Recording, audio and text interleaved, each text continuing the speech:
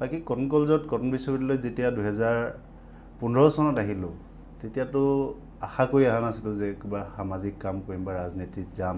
আপোনাৰ প্ৰথম ইচ্ছা আৰ্মি হোৱা আছিলে? মোৰ মেইন এইমটো আৰ্মি হৈ আছিলে, সেইকাৰণে মই জিঅ'লজি লৈছিলোঁ। বহুত পলিটিক্সৰ কথা পাতিলোঁ, বহুত হোষ্টেলৰ কথা পাতিলোঁ। আপোনাৰ প্ৰথম প্ৰেম কেতিয়া হৈছিলে? প্ৰথম প্ৰেম হৈছিল চাগে ক্লাছ 7 মানত হৈছিল নেকি।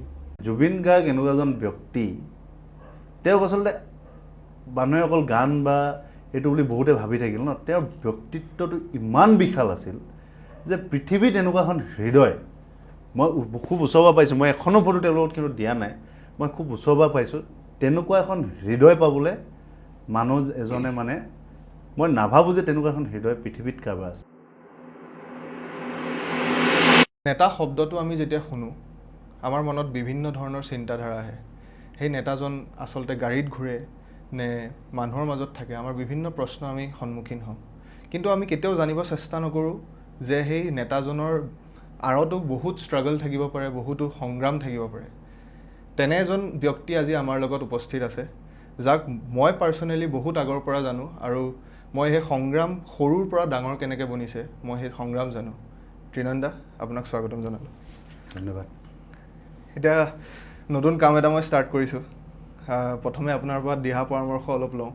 বহুত বহুত শুভেচ্ছা আছে। আমাৰ কটন কলেজত কটন বিশ্ববিদ্যালয়ত পঢ়ি থকা দিনৰ পৰা বিন্দক মই লগ পাইছোঁ। খুব ভাল ল'ৰা আৰু মাছ কমত ডিগ্ৰী কৰিছে, মাষ্টাৰ ডিগ্ৰীও কৰিছে আৰু এটা সুন্দৰ অনুষ্ঠান গঢ় দিছে। আচলতে আমাৰ যুৱ প্ৰজন্মৰ মানুহবিলাকে নতুন নতুন কামবিলাক কৰি থাকিব লাগে আৰু সমাজখনক আগুৱাই নিব লাগে। তেনেকুৱাই কথা আৰু জুবিন দাই কোৱাৰ নিচিনাই নতুন চিন্তা কৰি থাকিব লাগে মানে। নতুন সৃষ্টি, নতুন চিন্তাধাৰা আপুনি কেনেকৈ আপোনাৰ ষ্টাৰ্ট ক'ৰ পৰা হ'ল? আপুনি প্ৰথম সেইখিনি কওক। মইতো মানে সৃষ্টিশীলতাৰ লগত বহুত বেছি মানে মই জড়িত নহয়, কিন্তু সৰুতে কবিতা চবিতা লিখিছিলোঁ। আমাৰ তাত সৰু এখন ঠাই বৰদুবি, তাতে সাহিত্য সভাৰ কিবা কিবি অনুষ্ঠানত কবিতা চবিতা লিখিছিলোঁ, সেইখিনিয়ে জড়িত আছিলোঁ। বাকী কটন কলেজত কটন বিশ্ববিদ্যালয়ত যেতিয়া 2015 চনত আহিলোঁ তেতিয়াতো আশা কৰি অহা নাছিলোঁ যে কিবা সামাজিক কাম কৰিম বা ৰাজনীতিত যাম, তেনেকুৱা ধৰণৰ আশা নাছিল। কি হ'ল, সময়ৰ লগে লগে তাৰমানে মই আৰ্মি হ'ম বুলি আহিছিলোঁ কটনত, কিন্তু বিভিন্ন আপোনাৰ প্ৰথম ইচ্ছা আৰ্মি হোৱা আছিলে? মোৰ মেইন এইমটো আৰ্মি হৈ আছিলে, সেইকাৰণে মই জিঅ'লজি লৈছিলোঁ। আচলতে কি হ'ল, জিঅ'লজিৰ পৰা আৰ্মি CDSত জইন কৰিবলৈ বহুত ভাল আৰু NDA যিসকল কোনোবাই যদি মানে আৰ্মিৰ পৰীক্ষা দিবলৈ ইচ্ছা আছে তেওঁলোকে মানে যদি NDA নাপায় তেতিয়া মন ভাঙি পৰিব নালাগে। জিঅ'লজি বা ইঞ্জিনিয়াৰিং বা তেনেকুৱা ধৰণৰ ছেক্টৰত গৈ CDS দি পেলাই আৰ্মিত জইন কৰাটো খুব সহজ। তো মই আচল আৰ্মি জইন কৰিবলৈ কটন কলেজত আহিছিলোঁ আৰু তেনেকৈ পঢ়াও আৰম্ভ কৰিছিলোঁ। কিন্তু যেতিয়া যেতিয়া সমস্যা হ'ল, ৰাজপথত সমস্যা হ'ল, কটন বিশ্ববিদ্যালয়ত বিভিন্ন সমস্যা হ'ল, তেতিয়া আমাৰ যিসকল তাৰমানে কৰ্তৃপক্ষ আছিলে ছাত্ৰ ছাত্ৰীৰ কথা নুশুনে। তেনেকুৱা সময়বিলাকত মাত দিওঁতে দিওঁতে দিওঁতে কেনেকৈ আগত আহি গ'লোঁ, নিৰ্বাচন খেলিলোঁ, কি হ'ল, জীৱনটো ক'ত গুচি গ'ল, তেনেকুৱাই আৰু। মানে আপোনাৰ আগৰ পৰা পৰিকল্পনা নাছিলে যে আপুনি এইখিনি কাম কৰিব, আপুনি নেতা বনিব? নাই, কোনো পৰিকল্পনা নাছিলে। It is a very big gap, য'ত মানে আমাৰ জেনেৰেশ্যনৰ মানুহে আচলতে, তোমালোকে গম পোৱা, তোমালোকতো মোতকৈ অলপ সৰু, এই জেনেৰেশ্যনৰ মানুহটো একচুৱেলি পলিটিক্স বোলা বস্তুটো শব্দটো ইমান ভালেই নাপায় একচুৱেল কথাটো ক'ব গ'লে। আৰু মানে সামাজিকভাৱে তেওঁলোকে যথেষ্ট জড়িত হ'বও খোজে, কিন্তু পলিটিক্সটো ভাল নাপায়। কিন্তু সামাজিক কামবিলাকৰ আচলতে পাৱাৰটো পলিটিক্সতেই আছে। সেই বস্তুটো মই এই কটন কলেজৰ নিৰ্বাচন খেলাৰ পিছত মানে অনুভৱ কৰিলোঁ আৰু নিৰ্বাচনত কিছু অলপ খেলি মেলি হৈছিলে। সেই গতিকে মই ছিষ্টেমটোত বহুত গেপ আছে এনেকুৱা ধৰণৰ মোৰ অনুভৱ হ'ল আৰু মই ভাবিলোঁ যে নাই, এই ছিষ্টেমটোতে সোমাই চাওঁ যে এই ছিষ্টেমটোত যদি গেপ আছে আমি কিয় পিছত থাকিম, যে এইটো বেয়া ভাল আমি সমালোচনা কৰি থাকিলে নহ'ব। We have to enter into the system. গতিকে সেই ৰাজনীতিৰ মানে সমাজৰ সেৱা কৰাৰ সেই কামখিনি তেনেকৈ আৰম্ভ হ'ল। আৰু কটন কলেজৰ এইবিলাক দোকানী চোকানী আন্দোলন, তাৰপিছত আমাৰ কটনত বিভিন্ন কাৰ বিৰুদ্ধে আন্দোলন, বিভিন্ন আন্দোলনত মই জড়িত আছিলোঁ। আৰু এই আন্দোলনবিলাকত কৰি এইটো অনুভৱ হ'ল যে হয়, আচলতে যুৱ প্ৰজন্মক বা আচলতে অসমৰ মানুহক বা সমাজখনক নেতাৰ প্ৰয়োজন আছে। নেতাৰ প্ৰয়োজন গাড়ীত ঘূৰি, ডাঙৰ চাৰ্ট পিন্ধি, টকা খৰচ কৰি তেনেকৈ ঘূৰিবৰ কাৰণে নেতা নহয়। নেতাৰ প্ৰয়োজন আছে যোনে ভইচ দিব পাৰে, যোনে আমাৰ সমস্যাবোৰ কোনোবা বিৰোধীত আছে, কোনোবা মানে চৰকাৰত আছে, তাৰ মাজত থাকিও আমাৰ সমস্যাবোৰ কেনেকৈ সমাধান কৰিব পাৰে, সেই কথাখিনি মই লাহে লাহে ভাবিলোঁ যে আমি এইখিনিত কাম কৰা ভাল। সেইকাৰণে আপোনাৰ জন্ম কোনটো জেগাত হৈছিলে? মোৰ এনে জন্ম যোৰহাটত, কিন্তু ধৰি লোৱা মোৰ ককাৰ তিনিচুকীয়ালৈ উঠি গৈছিলে তো টিলিঙা মন্দিৰৰ ওচৰতে মোৰ শৈশৱ পাৰ হৈছে তাতে জাতীয় বিদ্যালয়ত মই ক্লাছ 10লৈকে পঢ়িছোঁ তাৰপিছত মই চলবোৰ তাৰপিছত কটনতেই জীৱনটো আৰু তোমালোকে দেখিছা যোৱা 10 বছৰমান কটনতে মই জড়িত হৈ আছোঁ আৰু PhDও কৰি আছোঁ গতিকে শৈশৱটো পাৰ হ'ল তাতে ক্ৰিকেট খেলিলোঁ কিবা কিবি তেনেকৈ শৈশৱ পাৰ হ'ল আৰু আপুনি এতিয়া কটনত PhDও কৰি আছে PhD কৰি আছোঁ এতিয়া পলিটিক্সৰ লগত আপুনি চবতকৈ এক্টিভলি জড়িত হৈ আছে ক'ব গ'লে বহুতখিনি মানুহ জড়িত হৈ আছে কিন্তু আপুনি বহুত এক্টিভ পলিটিক্স মই দেখিছোঁ কাৰণ বহু বছৰৰ পৰা আপোনাক চিনি পাওঁ আপোনাৰ কাম দেখিছোঁ কাজ দেখিছোঁ আপুনি বহুত এক্টিভলি জড়িত হৈছে তাৰ লগতে আপুনি পঢ়া শুনাটো কণ্টিনিউ কৰি আছে এতিয়া আপুনি কি ভাবে পলিটিক্সত পঢ়া শুনাটো কিমান দূৰলৈকে ইম্পৰ্টেণ্ট মানে বহুত ইম্পৰ্টেণ্ট চোৱা ল কিবা এটা বনিব সেই লটোৰ তোমাৰ নলেজ থকাটো বহুত ইম্পৰ্টেণ্ট কাৰণ কি ল হৈ আছে সেই অফিচাৰজনে তুমি আজি বিধায়ক হৈছা বা তুমি মন্ত্ৰী হৈছা বা যি নোহোৱা বা তুমি যিকোনো এটা সংস্থাৰ তুমি চেয়াৰমেন পাইছা কিবা পাইছা তাত তুমি এইটো বস্তু জানিব লাগিব যে তুমি লটো কেনেকৈ বনে তাত কি আছে তাৰ ভিতৰত কি আছে তাক কেনেকৈ সংশোধন কৰিব পাৰি বা আজি গৱেষণাৰ ক্ষেত্ৰতে আমি গৱেষণাত কি চাওঁ যে এই বস্তুখিনি কেনেকৈ নতুন ধৰণে চিন্তা কৰিব পাৰি ইয়াৰ সমাধান কেনেকৈ উলিয়াব পাৰি গতিকে তাতো একেই তুমি যদি নতুন সমাধান উলিয়াব নোৱাৰা সেই পুৰণা ছিষ্টেমতে চলি থাকা তেতিয়াহ'লে কি হ'ব সমাজখন এটা পৰ্যায়ৰ পৰা আগবাঢ়ি যাব নোৱাৰিব গতিকে তুমি মই কোৱা নাই যে অকল পঢ়া মানুহে পাৰিব কিন্তু পঢ়া শুনা থাকিলে তুমি যোনটো বস্তু তুমি 10ৰ ভিতৰত 5 কৰিব পাৰিলা হয় পঢ়া শুনা থাকিলে তুমি 9 বা 10 কৰিব পাৰিবা সেই কথাখিনি মই মানে এটা লিমিটেশ্যন বান্ধ খাই নাযায় মানে লিমিটেশ্যন বান্ধ খাই নাযায় কাৰণ তুমি অফিচাৰে কি কৰিব কি নকৰিব চব তুমি চাব পাৰিবা ন সেই বস্তুখিনিত অলপ মানে প্লাছ পইণ্ট থাকে আমাৰ আৰু এটা কথা সুধো ইয়াতে আমাৰ যেতিয়া লাইক সৰুৰ পৰা আমি যেতিয়া ডাঙৰ হওঁ আমাৰ এটা কনচেপ্ট মাইণ্ডত এটা ভৰাই দিয়া যায় যে গভৰ্ণমেণ্ট জব কৰিব লাগিব তই ডাঙৰ হ'ব লাগিব চৰকাৰী চাকৰি কৰিব লাগিব আপুনি সেই কথাটোত কি ভাবে মানে চৰকাৰী চাকৰি কৰাটো আজিৰ দিনত সলিউশ্যন নে নিজৰ কাম ষ্টাৰ্ট কৰাটো বা নিজৰ ষ্টাৰ্টআপ এটা ষ্টাৰ্ট কৰাটো তেনেকুৱা টাইপৰ বহুত বিভিন্ন সলিউশ্যন থাকিব মানুহৰ আপুনি কি ভাবে আপুনি সেই ক্ষেত্ৰত সমাজত দুটা ধৰণৰ মানুহ আছে এটা ধৰণৰ মানুহ যোনে সাধাৰণভাৱে জীৱনটো মানে উদযাপন কৰিব বিচাৰে 9 to 5 জব গতিকে তেনেধৰণৰ মানুহে গভৰ্ণমেণ্ট জব বিচাৰে সেইটো মই ভুল বুলিও নকওঁ কিন্তু গভৰ্ণমেণ্ট জব কেতিয়াও সলিউশ্যন হ'ব নাই 3 কোটি 30 লাখ মানুহৰ ভিতৰত আজি কিমান লাখ মানুহে গভৰ্ণমেণ্ট জব কৰি আছে আৰু পচিবল নহয় গভৰ্ণমেণ্টৰ কাৰণে যে তাতকৈ বেছি পোষ্ট উলিয়াব বাকীসকলে কি কৰিব নিবনুৱাটো হৈ থাকিব নোৱাৰে কিছুমানে প্ৰাইভেট জব কৰিব কিন্তু এইখিনি কোৱাতকৈ তুমি যিহেতু নিজৰ তোমাৰ জ্ঞান আছে তোমাৰ অৰ্হতা আছে আজি তুমি এণ্টাৰপ্ৰেনাৰশ্বিপ কিয় কৰিব নোৱাৰা নিজৰ কিবা এটা সংস্থাপনৰ কাৰণে ষ্টাৰ্ট কিয় কৰিব নোৱাৰা গতিকে মই ভাবোঁ আৰু খুব বিখ্যাত মানুহবিলাকে এটা কথা কৈ গৈছে যদি তুমি ব্যতিক্ৰমী হ'ব বিচাৰা নহয় তোমাৰ আগত বহুত ষ্ট্ৰাগল থাকিব কেতিয়াবা তুমি নোখোৱাকৈও শুব লাগিব তুমি মানুহক দেখাব নোৱাৰিবা তুমি নোখোৱাকৈও শুব লাগিব কেতিয়াবা তুমি গোটেই ৰাতি নুশুবও লাগিব গতিকে এই কামবিলাক কৰিবলৈ সাহস লাগিব যিসকল মানুহৰ অত্যাধিক সাহস আছে সেইসকল মানুহে চাবা নতুন কিবা কিবি কাম মানে তেওঁলোকে নতুন কিবা কিবি কাম ষ্টাৰ্ট কৰে আজি উদ্ধৱ ভৰালীৰ নিচিনা মানুহ তেওঁৰ নামটো বহুত দিনৰ পৰা নাই আমি আমাৰ দিনত শুনো যে উদ্ধৱ ভৰালীয়ে আমুক যন্ত্ৰ উলিয়াই দিলে যোনটো যন্ত্ৰই ধানৰ আমুক কৰি দিলে গতিকে তেওঁ সেই উদ্ভাৱন কিয় কৰিব পাৰিলে কাৰণ তেওঁ গতানুগতিক জীৱনটো ত্যাগ কৰিলে গতিকে গতানুগতিক জীৱন থাকাটো মই ভুল বুলি নকওঁ গভৰ্ণমেণ্ট চাকৰি বিচৰাটো মই ভুল বুলি নকওঁ কিন্তু গভৰ্ণমেণ্ট চাকৰিটোৱেই যে সমাধান কাৰণ আজি এণ্টাৰপ্ৰেনাৰশ্বিপত তোমাক 1 কোটি টকালৈকে চিট ফাণ্ডিং হয় গভৰ্ণমেণ্টে চিট ফাণ্ডিং কৰে গতিকে এনেকুৱাটো নহয় যে বিজনেছ কৰিলে তুমি খাব নোৱাৰিবা এই যোনটো মাইণ্ডছেট যোনটো অল্ড পিপল মাইণ্ডছেট আছিল সেই কিন্তু মাইণ্ডছেটটো আজিৰ যুৱচামৰ মাজত মই এটা পজিটিভ কথা যে চেঞ্জ হোৱা দেখিছোঁ তোমালোকে কিবা এটা নতুন কৰিছা আজি মই যিমান আমাৰ কটনৰ বিভিন্ন ল'ৰাক লগ পাই AECৰ বিভিন্ন প্ৰান্তি বুলি ভাইটি এটা আৰু বিভিন্ন অনুষ্ঠানৰ পৰা IIT চাইটিৰ মই ল'ৰাবিলাক লগ কৰি থাকোঁ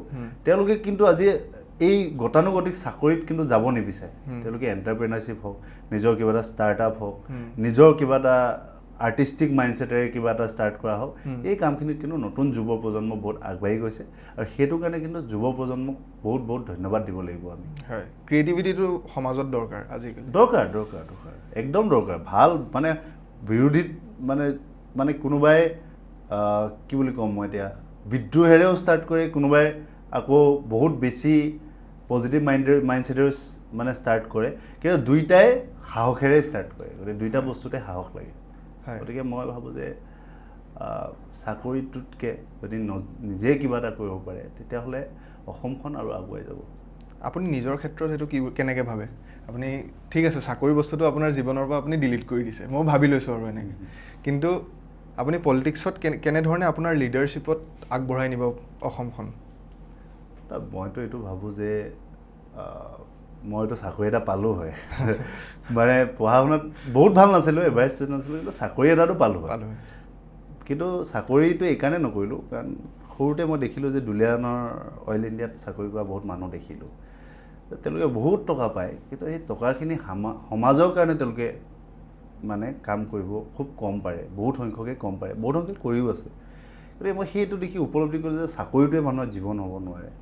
সেইকাৰণে আজি মই কণকলজোপা পৰা ওলোৱা সময়ততো এটা সৰু ল'ৰা একো নাই, তেতিয়া সেই সময়ত মোৰ ধৰি লোৱা তাৰপিছতো মই গোটেই অসমখন ঘূৰি এটা বস্তু উপলব্ধি কৰিলোঁ, অসমত মানে সম্ভাৱনা বহুত আছে।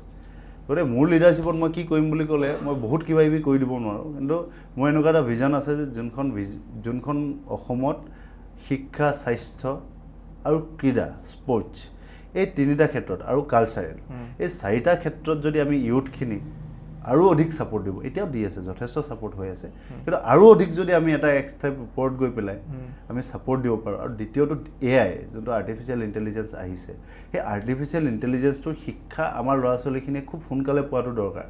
কাৰণ নেক্সট যোনটো ফেজ আহিব পৃথিৱীৰ, এটা ফেজ থাকে না, আমি যেতিয়া ষ্টাৰ্ট হৈছিলোঁ আমি টেলিফোন দেখিছিলোঁ, তাৰপিছত মোবাইল আহি গ'ল। মোবাইলটো আহোঁতে আমি অলপ আমাৰ ডাঙৰ হৈছিলোঁ, মানে 10-11 বছৰ এনেকুৱা হ'ব। গতিকে এই মোবাইলৰ পৰা কিন্তু খুব ৰেপিডলি চেঞ্জ হৈ আছে। আজি AI অহাৰ পিছত যদি আমাৰ ল'ৰা ছোৱালীয়ে AI শিক্ষা নাপায়, আমাৰ ল'ৰা ছোৱালী কিন্তু এধাপ পিছুৱাই থাকিব। গতিকে সেই বস্তুখিনি মোৰ কৰিব মন আছে সমাজত। আৰু নিশ্চিত ৰূপত এনেকুৱা নহয় যে কোনোবাই মন্ত্ৰী হ'লে বা বিধায়ক হ'লে বা MLA হ'লে বা চেয়াৰমেন হ'লে কাম কৰিব পাৰে। লিডাৰশ্বিপটো এনেকুৱা এটা বস্তু য'ত তুমি একো নাথাকিলেও তুমি মানুহক আগবঢ়াই নিব পাৰা। বীৰেন দা, আপোনাৰ জীৱনৰ কথা যিহেতু পাতিয়ে আছোঁ, আপোনাৰ ভিজনৰ কথা পাতি আছোঁ, কিন্তু এটা কথা কেতিয়াও ইগন'ৰ কৰিব নোৱাৰোঁ, 2019। কাৰণ আপোনাক মই একেবাৰে সৰুৰ পৰা, মই নিজে সৰু থাকোঁতে তেতিয়াৰ পৰা দেখিছোঁ। 2019 এটা ডাঙৰ কণ্ট্ৰভাৰ্চি হৈছিলে। সেইটোৰ আঁৰত কি ৰহস্য লুকাই আছে সেইটো অলপ ক'ব। কোনটো কণ্ট্ৰভাৰ্চি? কণ্ট্ৰভাৰ্চি বহুত আছে মোৰ জীৱনত।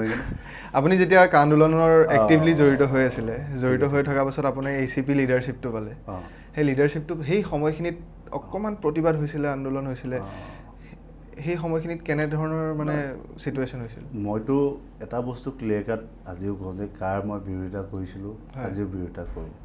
আৰু এনেকুৱা নহয় যে অসম গণ পৰিষদে সেই সময়তো কাৰ সমৰ্থন কৰিছে। কিন্তু কথাটো হ'ল কি, এইটো এটা পাৰ্লিয়ামেণ্টাৰী মেটাৰ, এইটো কমপ্লিটলি এটা চেণ্ট্ৰেল গভৰ্ণমেণ্টৰ হোম মিনিষ্ট্ৰী এটা, আৰু মানে চেণ্ট্ৰেল গভৰ্ণমেণ্টৰ মেটাৰ। তাত য'ত AGP সেই সময়ততো এজনো সাংসদ নাছিল, আৰু ৰাজ্যসভাত তাত মাত্ৰ এজনেই। তো AGPয়ে যিয়ে কৰক সেই বিলখন ৰখাব নোৱাৰে। আৰু বৃহত্তৰ অসমৰ স্বাৰ্থত আজি অসম চুক্তিৰ 6 নং দফা হওক বা যিসমূহ বিপ্লৱ সময়ৰ প্ৰতিবেদনৰ ক্ষেত্ৰত অসম গণ পৰিষদে মানে এনি টাইম কথা কৈ আহিছে, সেয়া বিধানসভাৰ মজিয়াত হওক বা লোকসভাৰ মজিয়াত হওক। গতিকে মই নাভাবোঁ যে তাত সেইখিনি সময়ত এইটো আৱেগ আছিল, কিন্তু মই সদায় কাৰ বিৰোধিতা কৰি আছিলোঁ, সেইখিনি কথা মই তেতিয়াও খোলাখুলিকৈ কৈছিলোঁ। কিন্তু কিছু সংখ্যক ধৰি লওক ষড়যন্ত্ৰও থাকে। নতুন এতিয়া মই সভাপতি হৈছিলোঁ, বহুতে এইটো বস্তুৰ বেয়াও পাইছিল। অভিয়াছলি ক'ৰবাত তোমাৰ সমৰ্থন থাকিলে ক'ৰবাত বিৰোধিতাও থাকিব, সেইকাৰণে মোৰ নামটো বেছিকৈ কৈছিল। কিন্তু তেনেকুৱা একো নাই, কাৰ বিৰোধিতাই তেতিয়াও আছিলোঁ, এতিয়াও আছোঁ। নিজৰ আদৰ্শৰ প্ৰতি কেতিয়াও মানে মোৰ নিজৰ সন্দেহ নাই, নহ'লে আজি অসম গণ পৰিষদত নগ'লো হয়, যিকোনো এটা ৰাষ্ট্ৰীয় দলত গ'লো হয়। গতিকে আঞ্চলিক দলত কিয় আছোঁ? কাৰণ আদৰ্শটো আঞ্চলিকতাবাদী। গতিকে আৰু অসমখনৰ স্বাৰ্থ সুৰক্ষা কৰাৰ ক্ষেত্ৰত মই নহয়, আমি দল কৰিছোঁ, দল নকৰিছোঁ বেলেগ কথা, প্ৰত্যেকজন অসমীয়াৰে দায়িত্ব যে আমি অসমৰ আঞ্চলিক স্বাৰ্থটো আমি সুৰক্ষিত কৰিব লাগিব। এইখিনি মই সেইখিনি তেতিয়া যোনটো ভিজন আছিল এতিয়াও একেটাই আদৰ্শ, আৰু তেতিয়াৰ যোনটো মানে আদৰ্শ এতিয়াও মই একো তাৰ পৰা লৰচৰ হোৱা নাই। অসম গণ পৰিষদৰ আপুনি যিহেতু ইমান বছৰৰ পৰা জড়িত হৈ আছে, অসম গণ পৰিষদৰ এটা ছেপাৰেট আইডেণ্টিটি আছিলে, জাতীয়তাবাদী দল, যিহেতু এটা সময়ত চৰকাৰো আছিলে। কিন্তু সেই বস্তুটোৰ পৰা অকণমান তললৈ অহা দেখা পালোঁ যেতিয়াৰ পৰা লাইক BJPৰ লগত এলায়েন্স হ'ল, তাৰপিছত যেনেকৈ আপুনিও জইন কৰিলে, সেই ডাউনফলটো ক'ৰবাত জাতীয়তাবাদী চিন্তাধাৰাটো এফেক্ট পৰিছে নেকি বাৰু আপোনাৰ? চোৱা, ডাউনফল মানে কি, 2001 চনতেই BJPৰ লগত এলায়েন্স হৈছিল, মানে AGP, আজি নহয়। আৰু সময় পৰিৱৰ্তন হ'ল, মানুহে ধৰি লওক মোদী ডাঙৰীয়া আঁকোৱালি ল'লে, আৰু ৰাষ্ট্ৰীয়তাবাদৰ গ্ৰ' হ'ল। তাৰমানে এইটো নহয় যে আঞ্চলিকতাবাদ শেষ হৈ গ'ল, কাৰণ অসম আন্দোলনতো বাজপেয়ীজীয়ে ছাপোৰ্ট কৰিছিলে। গতিকে সেই NDAৰ এটা প্ৰতি সমৰ্থন অসম গণ পৰিষদে আজি নহয়, 2001 চনতো BJPৰ লগত এলায়েন্স আছিলে, 2008 নে 2009 চনত ইন্দ্ৰ কোনোবা এজন নামটো পাহৰিছোঁ মই ইন্দ্ৰ বৰা নে কোনোবা গুৱাহাটীৰ পৰা AGPয়ে তেওঁক মানে ৰাজ্যসভালৈ পঠাইছিলে বিজেপিৰ মানুহ আছিল এইটো মিত্ৰতা আজিৰ নহয় এইটো মানুহে এটা কনচেপ্ট ক্ৰিয়েট কৰি লৈছে যে মিত্ৰতাটো 2016ত হৈছে তেনেকুৱা ধৰণৰ কথা নহয় AGP বিজেপি মিত্ৰতা 2001 চনৰ আগতেই হৈছে আৰু এই বস্তুটো হ'ল মানে যে আঞ্চলিকতাবাদ শেষ হ'ল সেইটো নহয় আঞ্চলিকতাবাদী ভাৱধাৰা থকা মানুহখিনি আজি ডক্টৰ হিমন্ত বিশ্ব শৰ্মাৰ যোনটো আদৰ্শবাদ ডক্টৰ হিমন্ত বিশ্ব শৰ্মাই যিদৰে আঞ্চলিক ইছ্যুবিলাকত আজি ছাপোৰ্ট দিছে এয়া বিপ্লৱ শৰ্মাৰ প্ৰতিবেদন হওক 6 নং দফা হওক বা বিভিন্ন ধৰণৰ অসমৰ ইছ্যু হওক সেই অসমীয়াত্বটোৰ যোনটো প্ৰতি ডক্টৰ হিমন্ত বিশ্ব শৰ্মা ডাঙৰীয়া যোনটো চিন্তা সেই চিন্তাটোত অসমীয়া মানুহে আচলতে সমৰ্থন কৰিছে এই সমৰ্থনৰ লগত অসম অনপেক্ষতো আছে আৰু য'ত প্ৰতিবাদ কৰিব লাগে তাততো প্ৰতিবাদো কৰিছে গতিকে নিজৰ আদৰ্শটো সকলোৰে বেলেগ থাকে আজি ৰাষ্ট্ৰীয় দলৰ আদৰ্শ বেলেগ আমাৰ আদৰ্শ বেলেগ আৰু মিত্ৰতাটো আদৰ্শ বেলেগ থাকিলেও মিত্ৰতা হয় ইয়াত TDPও তাত কৰিছে শিৱসেনায়ো কৰিছে গতিকে সকলোৰে আদৰ্শ বেলেগ থাকিলেও মিত্ৰতাত আদৰ্শ কথা নাথাকে মিত্ৰতাত এটা কমন প্লেটফৰ্ম কমন ইছ্যুত কিছুমান কথাত বিৰোধিতা কিছুমান কথাত সমৰ্থন আৰু তাৰ মাজতো মিত্ৰতা থাকে গতিকে মই নাভাবোঁ যে সেইটোৱে আঞ্চলিকতাবাদৰ প্ৰভাৱ পেলাইছে কিন্তু এটা কথা ঠিক নতুন যিসমূহ নতুন প্ৰজন্ম সেই নতুন প্ৰজন্ম কিন্তু আকৌ পুনৰবাৰ আঞ্চলিকতাবাদৰ প্ৰতি ইমান সমৰ্থন আহিছে কাৰণে আজি অসম ছাত্ৰ পৰিষদে অসমৰ 200খন অধিক মহাবিদ্যালয়ত আজি ইউনিয়ন কৰিবলৈ সক্ষম হৈছে 200খনৰ অধিক হয় যেতিয়া জাতীয়তাবাদী আঞ্চলিকতাবাদী আমি কথা কওঁ 1980sত সেইটো বহুত ডাঙৰ এটা প্ৰভাৱ পৰা দেখা গৈছিলে সেই নতুন প্ৰজন্মত যোনটো জুই লাগি আছিলে মনত সেই জুইটো আজিৰ প্ৰজন্মত আপুনি দেখা পায়নে যিহেতু আপুনি ইউথ লিডাৰ জুইটোতো যুৱ প্ৰজন্মৰ মনত থাকিবই হয় কি সেই জুইটোক আমি ক'লৈ লৈ যাম সেই জুইটোক আমি ক্ৰিয়েটিভ ফিল্ডতো লৈ যাব পাৰোঁ সেই জুইটোক আমি প্ৰগ্ৰেছিভ ৱেটো লৈ যাব পাৰোঁ সেই জুইটোক আমি বিদ্ৰোহলৈ লৈ যাব পাৰোঁ কিন্তু মই নাভাবোঁ যে সেই জুইটোক বিদ্ৰোহলৈ নিয়াটো উচিত কাৰণ আজি নৱপ্ৰজন্মই যদি এণ্টাৰপ্ৰেনাৰশ্বিপত অসমীয়া ল'ৰা নোসোমায় আজি বেলেগ ধৰি লওক অসমীয়া মানে মই সমগ্ৰ অসমীয়া জাতিটোৰ কথা কৈছোঁ এয়া মিচিং কাৰ্বি বড়ো বা যিকোনো জনগোষ্ঠী হ'ব পাৰে চাহ জনগোষ্ঠী হ'ব পাৰে সকলোকে ধৰি কৈছোঁ আমাৰ ল'ৰা ছোৱালীখিনিয়ে শিক্ষাটোত আটাইতকৈ গুৰুত্ব দিব লাগিব যেতিয়া শিক্ষাটোত গুৰুত্ব দিব নহয় আজি এই এণ্টাৰপ্ৰেনাৰশ্বিপৰ আইডিয়া স্কিমৰ আইডিয়া কিবা আইডিয়া এইবোৰ অসমীয়া মানুহে থাকিব লাগিব তেতিয়াহে চৰকাৰখনৰ পৰা আমি সুবিধা লৈ আমি ইয়াত নিজৰ অৰ্থনীতিটো যেতিয়া আমাৰ সবল নহ'ব আমি একো কৰিব নোৱাৰিম আমাৰ অৰ্থনীতিটো যেতিয়া সবল হ'ব আমি সকলো কৰিব পাৰিম আৰু যুৱ প্ৰজন্মক অৰ্থনৈতিকভাৱে সবল কৰাই মোৰ লক্ষ্য আৰু নিশ্চিত ৰূপত সেইটো এদিন পূৰা হ'ব এইটো নিশ্চিত ৰূপত আজি চৰকাৰেও কৰি আছে কিন্তু আৰু এক্সটেনচিভলি আমি কৰিব পাৰিম বুলি আশা কৰিছোঁ আজি চৰকাৰৰ কথা যেতিয়া ক'লে মোৰ এটা কথা মই কেতিয়াও ইগন'ৰ কৰিব নোৱাৰোঁ এজন মানুহক ইগন'ৰ কৰিব নোৱাৰোঁ সেইটো হ'ল হিমন্ত বিশ্ব শৰ্মা হিমন্ত বিশ্ব শৰ্মাক আমি ট্ৰল কৰিব পাৰোঁ আমি ক্ৰিটিচাইজ কৰিব পাৰোঁ কিন্তু ইগন'ৰ কেতিয়াও কৰিব নোৱাৰোঁ তেনেকুৱা এজন ব্যক্তি কাৰণ তেওঁ লিডাৰশ্বিপত যিমানখিনি এতিয়ালৈকে কাম হৈছে মই পাৰ্চনেলি আজি মোৰ 24 years মই আজি পাৰ্চনেলি মই ইমান ডেভেলপ মই অসম দেখা নাই ইণ্ডাষ্ট্ৰীৰ ক্ষেত্ৰতে হওক সংস্থাপনৰ ক্ষেত্ৰতে হওক সেই ক্ষেত্ৰখিনিত মই ইমান ডেভেলপ হোৱা দেখা নাই আপুনি সেই মানুহজনৰ লিডাৰশ্বিপ কেনেকৈ চায় আৰু কি শিক্ষা লৈ পেলাই আপুনি নিজে আগুৱাই যায় ডক্টৰ হিমন্ত বিশ্ব শৰ্মা মোৰ নহয় গোটেই অসমৰে আদৰ্শ আৰু তেখেতৰ আচলতে আটাইতকৈ ভাল লগা কথাটো হ'ল কৰ্মস্পৃহা আৰু ছেকেণ্ডটো হ'ল ভিজন আৰু থাৰ্ডটো হ'ল তেওঁ খুব সাহসী ক'ভিডৰ সময়ত তেওঁ যিদৰে যুঁজিছিল আমিও ক'ভিডৰ সময়ত মই এদিনো ঘৰত থকা নাই আৰু তেওঁ এদিনো ক'ভিডৰ সময়ত মই জনামতে মানে গোটেই ৰাতি মানুহৰ কাৰণে সেৱা কৰিছে ঘৰেই যোৱা নাই ইমান ত্যাগ কৰিব পৰাটো ইমান সাহস কৰিব পৰাটো এজন সাধাৰণ ব্যক্তিৰ বাবে আচলতে সম্ভৱ নহয় আৰু ৰাজনীতিটো মানে ভাৰতবৰ্ষৰ ৰাজনীতিটো ডক্টৰ হিমন্ত বিশ্ব শৰ্মাৰ দৰে এজন কৰ্মস্পৃহা থকা ত্যাগ কৰিব পৰা সাহসী মানে ব্যক্তিৰ মানে মই আজিলৈকে দেখা নাই হয় আমি যদি ভাল কথাখিনিও পাতিছোঁ বেয়া কথা অলপো পাতিব লাগিব মই এতিয়া পাৰ্চনেলি গুৱাহাটীত দেখা পাইছোঁ যে এজাক বৰষুণ দিলে বানপানী হৈ যায় ষ্ট্ৰীটত দোকান দিছে কোনোবাই চাওমিনৰ দোকান দি খাইছে কোনোবাই ম'মৰ দোকান দি খাইছে সংস্থাপন নাই কাৰণে খাইছে সিহঁতি নিজে ঘটিছে নিজে খাইছে JMC আহি পেলাই সিহঁতৰ দোকানখন ভাঙি দিয়ে উইদাউট এনি ন'টিছ চ' এইটো কথাত কি ক'ব আপুনি JMCৰ বিৰুদ্ধেতো মই তেতিয়া কটনত থাকোঁতে মই কৈছিলোঁ আন্দোলন কৰিছোঁ সেইটো উঠাব দিয়া নাই দুখীয়া নিচিনা মানুহে ক'ৰবাত দোকান দি খাইছে এইটো খাব দিব লাগে এইটো আৰু কোনোবাই সেইটোত গৈ পেলাই ভাঙি চিঙিটো লাভ নাই সেইটোতো মই নিজেও সমৰ্থন নকৰোঁ মই কটন কলেজৰ দোকানখিনিক সুধিলেই হ'ল যে কোনে তেওঁলোকক আটাইতকৈ বিপদৰ টাইমত আন্দোলন কৰি সহায় কৰিছে ময়ে কৰিছিলোঁ এই কথাখিনিতো অভিয়াছলি মই মানে সেই লোকসকলৰ লগতে আছোঁ দুখীয়া নিচলা লোকসকলৰ লগত আৰু বানপানীটো মানে কি এইটো এটা বহুত এক্সটেনচিভ প্ৰচেছ লাগিব একচুৱেলি জাপানৰ পৰা আনিও টেকন'লজি লগাইও চেষ্টা কৰিছিলে আৰু এইটোত অকণমান মানে আমাৰ নিজৰ মানুহখিনিও ভাবিব লাগিব যে আমি অলপ ঘৰৰ জেগা অলপ এৰি দিওঁ নেকি আমি অলপ এই বস্তুখিনি ড্ৰেইনেজ চিষ্টেমটো যদি হয় ভৱিষ্যত মানে এতিয়াও পৰিকল্পনা কৰি থকা বুলি মই শুনিছোঁ আমাৰ CM ছাৰেও যথেষ্ট এইখিনি ক্ষেত্ৰত লাগি আছে এই ক্ষেত্ৰটোত মানে আমি সকলোৱে মিলি এটা কোলাবৰেটিভ ৱেত গুৱাহাটীৰ এই সমস্যাটো সমাধানৰ কাৰণে চিন্তা কৰিব লাগিব কিবা সলিউশ্যন আছে নেকি আপোনাৰ মোৰতো চাওক মই টেকনিকেলি ইমান এক্সপাৰ্ট নহয় কিন্তু মই গ্ৰাউণ্ড ৱাটাৰ জিঅ'লজি পঢ়িছিলোঁ গতিকে গ্ৰাউণ্ড ৱাটাৰ চাউণ্ড ৱাটাৰ ওপৰত অলপ নলেজ আছে মোৰ লাগে যে এইটো ড্ৰেইনেজ চিষ্টেমটো কমপ্লিট প্ৰপাৰ এটা আৰু তলত চাগে বহাব লাগিব নেকি মোৰ যিমানটো নলেজ আছে বাকী টেকনিকেলি যিসকল চাউণ্ড তেওঁলোকে এইটো কাম কৰিব লাগে আৰু ইয়াৰ সমাধান হ'ব লাগে মানে গুৱাহাটী মই যিমানখিনি গুৱাহাটীত ডাঙৰ দীঘল হৈছোঁ যিহেতু গুৱাহাটী 3খন পাহাৰৰ মাজত আছে আৰু সেই মাজত বস্তুটো আপোনাৰ ৰাস্তাটো মানে এনেকুৱাকৈ আছে যাতে মানে পানীখিনি হোল্ড হৈ থাকে প্ৰপাৰ ড্ৰেইনেজ চিষ্টেমটো দৰকাৰ আণ্ডাৰগ্ৰাউণ্ড কিবা কৰিব লাগিব আণ্ডাৰগ্ৰাউণ্ড কিবা কিবি কৰিব এইটো কিবা কিবি প্ৰজেক্ট আহিছে বুলি শুনিছোঁ মই আই এম নট চিয়'ৰ কিন্তু মই শুনিছোঁ যে কিবা প্ৰজেক্ট আহিছে আৰু নিশ্চিত ৰূপত এই সমস্যাটো সমাধান হ'বলৈ কাৰণে এইটো মানে আজিৰ সমস্যা নহয় আমি মানে যিবা মই সৰুৰ পৰাই গুৱাহাটীত আহোঁ মোৰ পেহীয়াত আছিলে তাৰপিছত 2015 পৰাতো ইয়াতে আছোঁ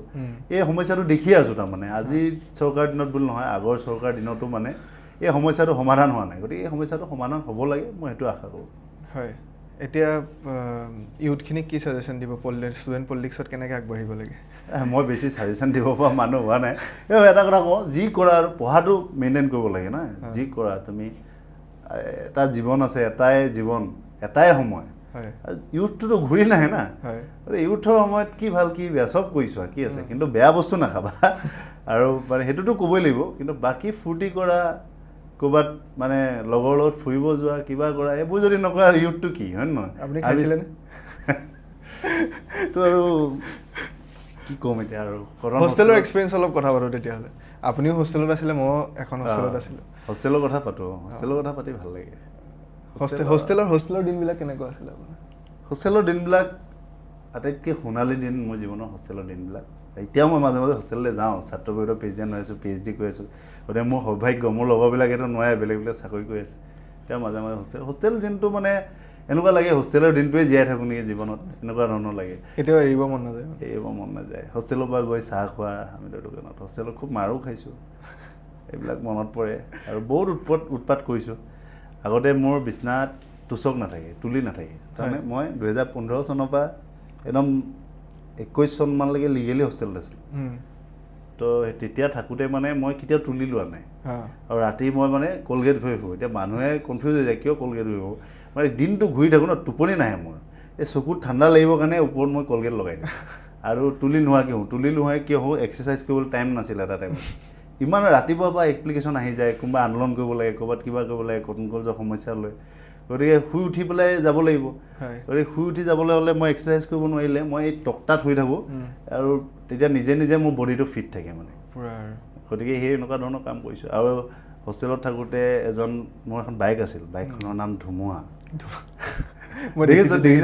দেখিছোঁ বুলেট এখন আছিল মোৰ এই ধুমুহাখন লৈ মই ক'ব পৰা আহোঁ এজন মানে হাজৰিকা নামৰ এজন পগলা নহয় মানে মেণ্টেলি আনষ্টেবল বুলি কয় আৰু তেওঁ আমাৰ সেই চোতালৰ ছাইডত বহি থাকে আৰু তেওঁৰ লগত মই 1-1.5 ঘণ্টা কথা পাতোঁ আৰু তেওঁ ইংলিছত কথা পাতে তেওঁ ইংলিছৰ গ্ৰেজুৱেট আছিল ক'ৰবাত নগাঁৱৰ কোনোবা এখন ঠাইৰ পৰা আহিছে এই ফুটবিলাৰ ওপৰত থাকে নেকি বাৰু ফুটবিলাৰ ওপৰতো থাকে ইয়াতো থাকে গম পাইছোঁ মই কথা পাতিছোঁ ৰাতি কোৱাৰ্টাৰ এটাও খায় মই কোৱাৰ্টাৰটো তেওঁক দিব লাগে সেইকাৰণে 1 ঘণ্টা 1.5 ঘণ্টা কথা পাতে তেওঁ কয় মানে তেওঁ মানে কোনোবা এজন মানুহক মানে হেৰি দি গ্ৰেজুৱেট আছিলে অলপ খং আছিলে মানুহটো মাৰি দিছিলে তাৰমানে মাৰি দিওঁতে তেওঁক জেলত যোৱাৰ কাৰণে সমাজে বহিষ্কাৰ কৰি দিলে বহিষ্কাৰ কৰি দিয়াৰ কাৰণে গুৱাহাটীত আহি পেলাই ভিক্ষাৰী হ'ল তেওঁ খুব ভাল ঘৰৰ মানুহ আছিলে তেওঁৰ লগত কথা পাতি তেওঁ মানে মোক কয় যে তই আজি বাইকত আহিছ এদিন তই গাড়ীত আহিবি সেইদিনা মই থাকোঁ নাজানো কিন্তু তই আহিবি খুব সোনকালে আহিবি মই এইবোৰ মানে এই মানুহবিলাকৰ লগত ইমান একাত্ম মই আজিও মনত আছে যে ৰিক্সাৱালাৰ পৰা ৰিক্সা লৈ গুচি যাওঁ ৰিক্সাৱালাটোৰ লগতো আড্ডা মাৰি থাকোঁ আমাৰ কালিবাৰীতো বহুত দিন আড্ডা মাৰিছোঁ মই গতিকে এইবিলাক এই সময়বিলাকে কি হ'ল সাধাৰণ যিটো মানুহৰ অনুভূতি যোনটো এজন ৰিক্সাৱালা হওক এজন ফুটপাথত থকা মানুহ আমাৰ এই ষ্টেচনৰ চাহ দোকানীখিনি সেই মানুহখিনি বা তাত মানুহৰ দেখি মানৱ জীৱনৰ যোনটো যন্ত্ৰণা দুখ সমস্যা তেওঁলোকে কেনেদৰে জীৱনটোক চায় আৰু কেনেকৈ উদযাপন কৰে ইমান দুখৰ মাজতো যে জীৱনটো আমি জীয়াই থাকিব লাগিব, জীৱনটো মানে আমি হাৰি যাব নালাগিব, সেই প্ৰেৰণাটো মই এই মানুহখিনিৰ পৰাই পাইছোঁ। মই কেতিয়াও নকওঁ বহুত বিখ্যাত মানুহৰ পৰা কিবা প্ৰেৰণা পাইছোঁ, হয় কিতাপ পঢ়ি বহুত প্ৰেৰণা পাইছোঁ, কিন্তু জীৱনৰ যোনটো প্ৰেৰণা, জীয়াই থকাৰ যোনটো প্ৰেৰণা, যোনটো আজি যুৱচামে বহুতে আত্মহত্যা কৰে, সেই যে আত্মহত্যা কৰাৰ চিন্তালৈকে আমাৰ মগজটো গৈ নোপোৱাৰ প্ৰেৰণাটো মই এইসকল মানুহৰ পৰা পাইছোঁ। এইসকল মানুহ মোৰ জীৱনৰ একোজন মানে মই আইডল বুলি ভাবোঁ। সেই মানে ৰাস্তাৰ ফুটপাথৰ পগলাজনো মোৰ কাৰণে আইডল, কাৰণ তেওঁ একো নাই, ঘৰৰ পৰা গুচি গ'ল, ভিক্ষা কৰি খায়, তেওঁ জীৱনটো উদযাপন কৰিবলৈ পাহৰা নাই, মোক শিকাই থাকে আমুক কৰিবি তামুক কৰিবি, জীৱনটো জীয়াই থাক। সি কেনেকুৱা ধৰণৰ মানে এটা চিন্তা কৰিলে আচৰিত লাগে ন, সেই মানুহখিনি কেনেকুৱা ধৰণে জীয়াই থকা এটা হেঁপাহ আছে। আৰু আমি সকলো পাওঁৱেই, হয় নহয়, কমচে কম খাবলৈ হ'লেও কমপ্লেইন কৰোঁ। 100%, 90% মানুহৰ খাবলৈ ভাত আছে, পিন্ধিবলৈ কাপোৰ আছে, থাকিবলৈ এটা ঘৰ আছে, 10%ৰ নাই। তথাপিও আমি কমপ্লেইন কৰি থাকোঁ যে আমাৰ আমুক নাই, তামুক নাই, ইটো নাই, সিটো নাই। সেইসকল মানুহে একো নাই, কিন্তু জীৱনটো উদযাপন কৰি থাকে। এই এনেকুৱা ধৰণৰ লেচনবিলাক শিকিছোঁ হোষ্টেলত। আৰু হোষ্টেলে আচলতে মই ভাবোঁ যে কটন হোষ্টেলত মানুহে জীৱনত এবাৰ নহয় এবাৰ থাকিব লাগে। তুমি চাইণ্টিষ্ট হোৱা, তুমি বহুত ডাঙৰ কিবা হৈ যোৱা, তুমি যদি কটন হোষ্টেলত থকা নাই, তেতিয়াহ'লে তুমি জীৱনৰ মানে এটা ৰোমাঞ্চকৰ অধ্যায় তুমি মিছ কৰিছা। তুমি IIT হোষ্টেলতে নাথাকা লাগিলে, মই IIT হোষ্টেলতো থাকিছোঁ, AEC হোষ্টেলতো থাকিছোঁ, তাতে ভলীবল খেলিব গৈছোঁ। আৰু জীৱনত মই মানে বেংগলোৰতো পঢ়িছোঁ, বেংগলোৰ হোষ্টেলতো আছোঁ, ঠিক আছে। কিন্তু এই যোনটো কটন হোষ্টেলৰ ৰোমাঞ্চ আৰু মজা আছে না, এইটো পৃথিৱীৰ কোনো হোষ্টেলত নাই। মই বিদেশত যোৱা নাই, ইমান ক্ৰিয়েটিভ মাইণ্ড, ইমান ক্ৰিয়েটিভিটি, ইমান মানুহৰ বিভিন্ন ধৰণৰ বিভিন্ন চিন্তাধাৰা, কিছুমান ছিংগাৰ হ'বলৈ আহে, কিছুমান পলিটিচিয়ান হ'বলৈ আহে। ভাবে এটা ল'ৰাই কাকো নামাতে দিনটো, সি ৰাতি এনেকুৱা এখন ছবি বনাই দিব যে তুমি ভাবি পেলাই আচৰিত হৈ যাবা, ইও এনেকুৱা ছবি বনাব পাৰে, হয়নে? কোনোবাই এনেকুৱা এটা গান লিখি দিব, কবিতা লিখি দিব, তুমি ভাবি নাপাবা, তাক তুমি নৰ্মেল মানুহে দেখিলে ভাবিব যে সি কি কৰিব পাৰিবনো। কিন্তু আচৰিত, তুমি যদি তুমি CM হোষ্টেলত আছিলা, তোমালোকৰ এজন মানুহ আছিল, তেওঁ হাতখন নাছিলে, এখন মনত আছেনে? আছে। কি নাম আছিল? দিগন্ত দা। তেওঁ যিটো মানে বাস্কেটবলত বাস্কেট কৰে, তুমি নৰ্মেল মানুহ এটা তুমি দেখি নাপাবা ইমান ধুনীয়া বাস্কেট কৰা। গতিকে আমি যে জীৱনত যিবিলাক আমি আমুক নোৱাৰোঁ তামুক নোৱাৰোঁ দি থাকোঁ, এইবিলাক আমাৰ নিজৰ আচলতে আমি এক্সকিউজ। মানুহৰ মনত ইচ্ছা থাকিলে ন সকলো কৰিব পাৰে। আমাৰ যদি অন্ধ যিকেইটা ল'ৰা, সিহঁতে পৰীক্ষাত আমাতকৈ ভাল ৰিজাল্ট কৰে, হে। গতিকে মানুহে কিবা কৰিব নোৱাৰোঁ বুলি ভবাটো it's the biggest excuse one can ever have. আৰু এইটো কেতিয়াও থাকিব নালাগে। আৰু এদিন নহয় এদিন চাবা, প্ৰত্যেকজন মানুহে, তোমাৰ আজি সময় নাই অহা, মোৰ সময় কথাটো কৈছোঁ, আহিছেও নাই অহা বাদ দিয়া, প্ৰত্যেক মানুহৰ এটা নহয় এটা জীৱনত সময় আহে। আৰু এই সময়টো তুমি তেতিয়াই পাবা যেতিয়া তুমি ভালকৈ জীয়াই থাকিবা, হয় নহয়? আজি যুৱ প্ৰজন্মই কি ভাবে, আমাৰ যিহেতু বেয়া হৈছে, আমাৰ আমুক পৰীক্ষা বেয়া হৈছে, আমি নাই, আমি এইটো কৰি দিওঁ, এইটো কৰি দিওঁ। আৰু এই ৰিলৰ পৰা ৰিয়েল লাইফত আহিব লাগিব। তুমি মই যেনেকৈ কোন কলেজত হোষ্টেলটো মানে টপিকটো বহুত দীঘলীয়া হৈ গৈছে চাগে, কিন্তু তুমি মই জীৱনত হোষ্টেলত যিবিলাক সময় পাৰ কৰিছোঁ, সেইবিলাক সময় যদি বহুত ধনী মানে এৰিষ্টক্ৰেট ফেমিলিৰ ল'ৰা এটাই পাৰ কৰি দিয়ে নহয়, তাৰ মানে ডিপ্ৰেশ্যন, কিবা কিবি শব্দ শুনিছোঁ মই, ডিপ্ৰেশ্যন, এংজাইটি এইবিলাক আছে, এইবিলাক বাৰু ট্ৰিটমেণ্টটো আছে, কৰাটোও ভাল, মই মিছা বুলি নকওঁ। কিন্তু যেতিয়া হোষ্টেলত আহি যাওঁ মানে এইবিলাক নিজে নিজে নাইকিয়া হৈ যায়। মোৰ আজিলৈকে হোৱা নাই, মানে মোৰো হোৱা নাই। মই জীৱনত মানে ইমান টাইম পাৰ কৰিছোঁ, নোখোৱাকৈ আছোঁ। আৰু ৰাজনীতিত জানাই মানসিকভাৱে কেনেকুৱা মানুহ ব্ৰেক হৈ যায়, তেনেকৈও কিন্তু এইটো কথা পাতিম মই, আমি কণ্টিনিউ কৰিলোঁ।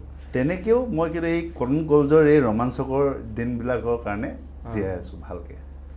মানে হোষ্টেলে সেই বস্তুটো মেণ্টেলি প্ৰিপেয়াৰ কৰি দিয়াত, মানে এইটো আপুনি ৰেগিং বুলি ক'ব নোৱাৰে বা কিবা আপোনাক টৰ্চাৰ কৰিছে বুলি ক'ব নোৱাৰে। যদি ছিনিয়ৰে কাম এটা দিছে তো কৰিব লাগিব, শিকিবলৈ। বহুত ল'ৰাই নাজানে নহয়।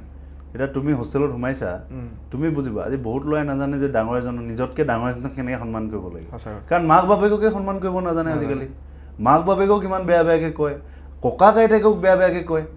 কিন্তু সেই ল'ৰাটোক তুমি একমাহ হোষ্টেলত ৰাখি দিয়া, সি গৈ পেলাই নিজৰ ককায়েককো খুব ধুনীয়াকৈ সন্মানটো আহি যায়। গতিকে সেই বস্তুখিনি বহুত দৰকাৰ কটন হোষ্টেলত মানে যোনটো হয়, সেইটো আচলতে পাৰম্পৰিকভাৱে আমাৰ অসমীয়া সমাজত হোৱাটো দৰকাৰ। হয়। ত্ৰিনয়ন দা, মেণ্টেল হেল্থৰ কথা যিহেতু আহিছে, মানে আপুনি পলিটিক্সত মেণ্টেল হেল্থ বহুত মেটাৰ কৰে, বহুত মেণ্টেলি ষ্ট্ৰং হ'ব লাগিব মানুহটো, যে আমি এদিনত 1000টা মানুহৰ লগত কথা পাতিবলগীয়া হ'ব পাৰে কেতিয়াবা। আৰু সিমানখিনি কাম কৰি আকৌ আপুনি যেতিয়া নিৰ্বাচিত হৈ আহে পাৰ্টিকুলাৰ পষ্ট এটাত, যে আকৌ 5 বছৰ পাছত আকৌ আপুনি নিজকে প্ৰুভ কৰিব লাগে। তো মেণ্টেলি কেনেকৈ ৰেডি হৈ আছে আপুনি মানে সেই বস্তুটোৰ কাৰণে? নাই, it's a very tough game actually. পলিটিক্সটো ইমান টান, কাৰণ তুমি ডেইলি বিট্ৰেল খাবলৈ তাত, আৰু তোমাৰ লগত থকা মানুহে তোমাক বিট্ৰেল কৰিব। গতিকে সেই বিট্ৰেলটো চম্ভালাটো বহুত মানে আটাইতকৈ ক'ৰ পলিটিক্সৰ, এইটো চাগে কোনো পলিটিচিয়ানে ক'তো কোৱা নাই আজিলৈকে, বাট পলিটিক্সৰ আটাইতকৈ ক'ৰ মেণ্টেল হেল্থ ইছ্যু হ'ল এইটো যে তোমাৰ লগত থকা মানুহে তোমাক বিট্ৰে কৰিলে। ঠিক আছে, তো সেই বস্তুটোৰ লগত মানে খাপ খুৱাই খুৱাই খুৱাই তুমি আগবাঢ়িব লাগিব। আৰু এটা সময়ত এনেকুৱা হৈ যাব যে তুমি যেতিয়া মানুহক সহায় কৰি থাকিবা, এইটো ফিল নাহিব তোমাৰ যে তোমাক কোনে বিট্ৰে কৰিছে, কোনে কৰা নাই, কোনে কি কৰি আছে, তোমাৰ একো মানে একো ফিল নহা হৈ যাব। সেই মুহূৰ্ততে তুমি পলিটিক্সৰ কাৰণে ৰেডি হৈ যাবা। আৰু মেইন কথা হ'ল সেই মেণ্টেলি তুমি ষ্ট্ৰং হ'বই লাগিব। তোমাক কোনোবাই গালি দিব, তুমি শুনিব লাগিব, উপায় নাই। তোমাক কোনোবাই ভালকৈ ক'ব, অত্যাধিক ভালকৈ ক'ব, তেল মাখন মাৰা বুলি কয়, বহুত বেছি কৰি দিব, তথাপি তুমি সেইটোও শুনিব লাগিব। আৰু তোমাক গালি দিব, তুমি সেইটোও শুনিব লাগিব। আৰু কিছুমানে অনেষ্টলি কথা ক'ব। সেই তিনিটা কেটেগৰীৰ মানুহকো তুমি চবৰে কিন্তু তুমি সমস্যাৰ সমাধান কৰিবই লাগিব। কোনোবাই তোমাক ভাল পাওক, বেয়া পাওক, যিয়ে নহওক। গতিকে সেই বস্তুটো ৰাতিপুৱাৰ পৰা ৰাতিলৈকে তুমি সেই মানুহখিনিৰ লগত একেলগে থাকি, কাৰণ চবৰে এনাৰ্জি বেলেগ থাকে। এনাৰ্জি মানে বুজি পাইছা, তুমি মোক লগ পাইছা, তোমাৰ এটা এনাৰ্জি, মই তোমাক লগ পাইছোঁ, তোমাৰ এটা এনাৰ্জি। ইয়াত যোনে যোনে আছে চবেই লগ পাইছোঁ এটা এনাৰ্জি। কিছুমানৰ ভাল এনাৰ্জি, কিছুমানৰ বেয়া এনাৰ্জি, চবটো তুমি লৈ থাকিব লাগিব নহয় এজ এ পলিটিচিয়ান বা এজ এ লিডাৰ। সেই বস্তুটো অলপ টাফ, কিন্তু মই নকওঁ যে সেই বস্তুটোৱে তোমাক আৰু ষ্ট্ৰংহে কৰে। আৰু কিন্তু সেই বস্তুটো সকলোৱে ডিল কৰিব নোৱাৰে। সেইকাৰণে আধাতে বহুত চাবা তুমি ষ্টুডেণ্ট পলিটিক্সৰ পৰা আধা মানুহ চবেই এৰি দিয়ে। কিয় এৰি দিয়ে? কাৰণ সেই বস্তুটোৰ লগত ডিল কৰিব নোৱাৰে। কিন্তু মই ভাবোঁ যে আমাৰ কটন হোষ্টেলত যিখিনি বস্তু শিক্ষা পাইছোঁ, সেই বস্তুটোৱে মোক সহায় কৰিছে। প্লাছ মই সৰুৰ পৰা মেণ্টেলি মই মানে কেতিয়াও হাৰ মানা নাই। বহুত বেয়া দিন দেখিছোঁ, বহুত ভাল দিন দেখিছোঁ। বহুত ভাল দিনতো মই নাভাবোঁ যে বহুত বেছি মানে উৎপাত কৰিব লাগে, আৰু বহুত বেছি মই মানে এইটো কি বুলি কয়, গৌৰৱ বোধ বা এইটো যে মানে কি বুলি কয় এইটো, মানে সেইটো অহা নাই মোৰ। আৰু বহুত বেয়া দিনতো মোৰ এইটো অহা নাই যে মোৰ বহুত বেয়া হৈছে। এসাঁজ ভাত নাখালেও বহুত বেছি লোকচান নাই, আৰু একেলগে 10 সাঁজ ভাত খালেও তোমাৰ বেয়া হয় কেতিয়াবা, হয়নে নহয়?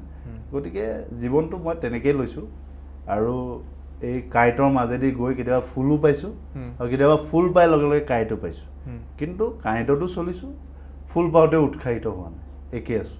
গতিকে যেতিয়া মানে মনত সেইটো আহি গ'ল যে একেই থাকিম, তাৰপিছৰ পৰা আৰু ইমান ফিল নহয়। আৰু যেতিয়া মানুহ এটাৰ কাৰণে কাম কৰি থকা যায়, আপুনি বহুত মানুহৰ কাৰণে কাম কৰিছে, মানুহ এটাৰ কাৰণে কণ্টিনিউৱাছলি এফৰ্ট এটা দি পেলাই কাম কৰি থকা যায়, আৰু সেই মানুহটো লাষ্ট মমেণ্টত আপোনাক যোনটো আপুনি এক্সপেক্ট কৰি আছিলে সেই মানুহটো বা আপুনি নাপালে বা আপোনাক বিট্ৰে কৰি দিলে, সেই সময়টোত আপোনাৰ কেনেকুৱা ফিল হয়? আগতে বেয়া লাগিছিল, বহুত দুখ লাগিছিল। তো এতিয়া একো ফিল নহয়। মানে কি জানা, এতিয়া মই ভাবাই বাদ দিছোঁ। কাৰণ বেয়া সময়ত বহুত মানুহ আঁতৰি গুচি যায়, আকৌ একেখিনি মানুহ ভাল সময়ত আহিব। গতিকে এইটো তুমি মানুহখিনিও এটা কম্পালশ্যন থাকে তুমি। আৰু এই বস্তুটো এইকাৰণে আটাইতকৈ মানে মেণ্টেল প্ৰেছাৰ, কাৰণ তোমাৰ আণ্ডাৰত যদি বহুত ল'ৰা থাকে, সেই ল'ৰাখিনিৰ জীৱনটো তুমি চিন্তা কৰিব লগা হয়। কাৰণ তেওঁলোকক তুমি আলৈ আথানি কৰিব নোৱাৰা, তেওঁলোকক ভাল শিক্ষা দিব লাগিব। কিন্তু মোৰ লগত থকা ল'ৰা ছোৱালীখিনিক মই এটাই কৈছোঁ যে তোমালোকে শিক্ষাটো কিন্তু কেতিয়াও মিছ নকৰিবা। ক'ৰবাত কোনোবা ল'ৰা ছোৱালী মই পালোঁ, এইটো কওঁ যে সদায় পঢ়া শুনাটো ধৰি ৰাখ। যি কৰ, তই ক্ৰিকেট খেলিছ, তই বিশ্বকাপ জয় কৰিছ, ষ্টিল মানুহে কয় যে পঢ়া নালাগে, কিন্তু তাতো মেটাৰ কৰে, তোমাৰ পাৰ্চনেলিটি মেটাৰ কৰে। ঠিক আছে, তোমাৰ কিতাপৰ ডিগ্ৰী নাই, ঠিক আছে, এই তেণ্ডুলকাৰ ছাৰৰ ধৰি লোৱা দ্য গ্ৰেট তেণ্ডুলকাৰ, কিতাপৰ ডিগ্ৰী নাথাকিব পাৰে, কিন্তু তেওঁ যিখন কিতাপ লিখিছে সেই কিতাপখনত তেওঁৰ ভিজনটো বা তেওঁৰ জ্ঞানটো যে তেওঁ পঢ়িছে এইটো বুজি পোৱা যায়। বা তেওঁ যেতিয়া এটা ভাষণ দিয়ে, তেওঁ যিখিনি কথা কয় তাত বুজি পোৱা যায় যে তেওঁটো প্ৰিপেয়াৰ কৰিছে, তেওঁ পঢ়িছে। পঢ়া মানে মই অকল ডিগ্ৰীৰ কথা কোৱা নাই, বুজিছোঁ, জীৱনক তুমি পঢ়ি থাকিব লাগিব। সেই কথাটো যদি কৈ এই তুমি পডকাষ্টটো ষ্টাৰ্ট কৰিছা, প্ৰথম অৱস্থাত ধৰি লোৱা কিবা থাকিব, কিবা নাথাকিব, একো নাই। কিন্তু তুমি যে কৰিছা, তোমাৰ যে সাহস আছে, সেই বস্তুটো তুমি শিকি শিকি শিকি শিকি গৈ থাকিবা। আৰু তুমি শিকিছা, তোমাৰ নলেজ আছে, এইটো কোৱা নাই মই, কিন্তু মই কৈছোঁ যে এই জীৱনটোৱে শিকাই লৈ গৈ থাকে। তাৰমানে মই পলিটিক্সৰ আগতেনো কি আছে, মই একো নাজানো। কটন কলেজৰ পৰা আহি ছাত্ৰ পৰিষদৰ প্ৰেচিডেণ্ট হ'লোঁ, একোতো কূটনীতি বোলা বস্তু একো চিনিয়ে নাপাওঁ, বুজিও নাপাওঁ। গৈ গৈ গৈ গৈ দেখিলোঁ নহয় ইয়াত কি ৰাস্তা, কি এনেকুৱা থাকে, কি নাথাকে, গতিকে শিকিলোঁ সেইটো কথা। ঠিক আছে ত্ৰিনয়ন দা, বহুত পলিটিক্সৰ কথা পাতিলোঁ, বহুত হোষ্টেলৰ কথা পাতিলোঁ। আপোনাৰ প্ৰথম প্ৰেম কেতিয়া হৈছিলে? প্ৰথম প্ৰেম হৈছিল চাগে ক্লাছ 7 মানত হৈছিল নেকি। তাৰপিছত একেজন ছোৱালীৰ লগত 10ত হ'ল, আৰু মোৰ মেট্ৰিক পৰীক্ষাত মেথছত লেটাৰ নাপালোঁ।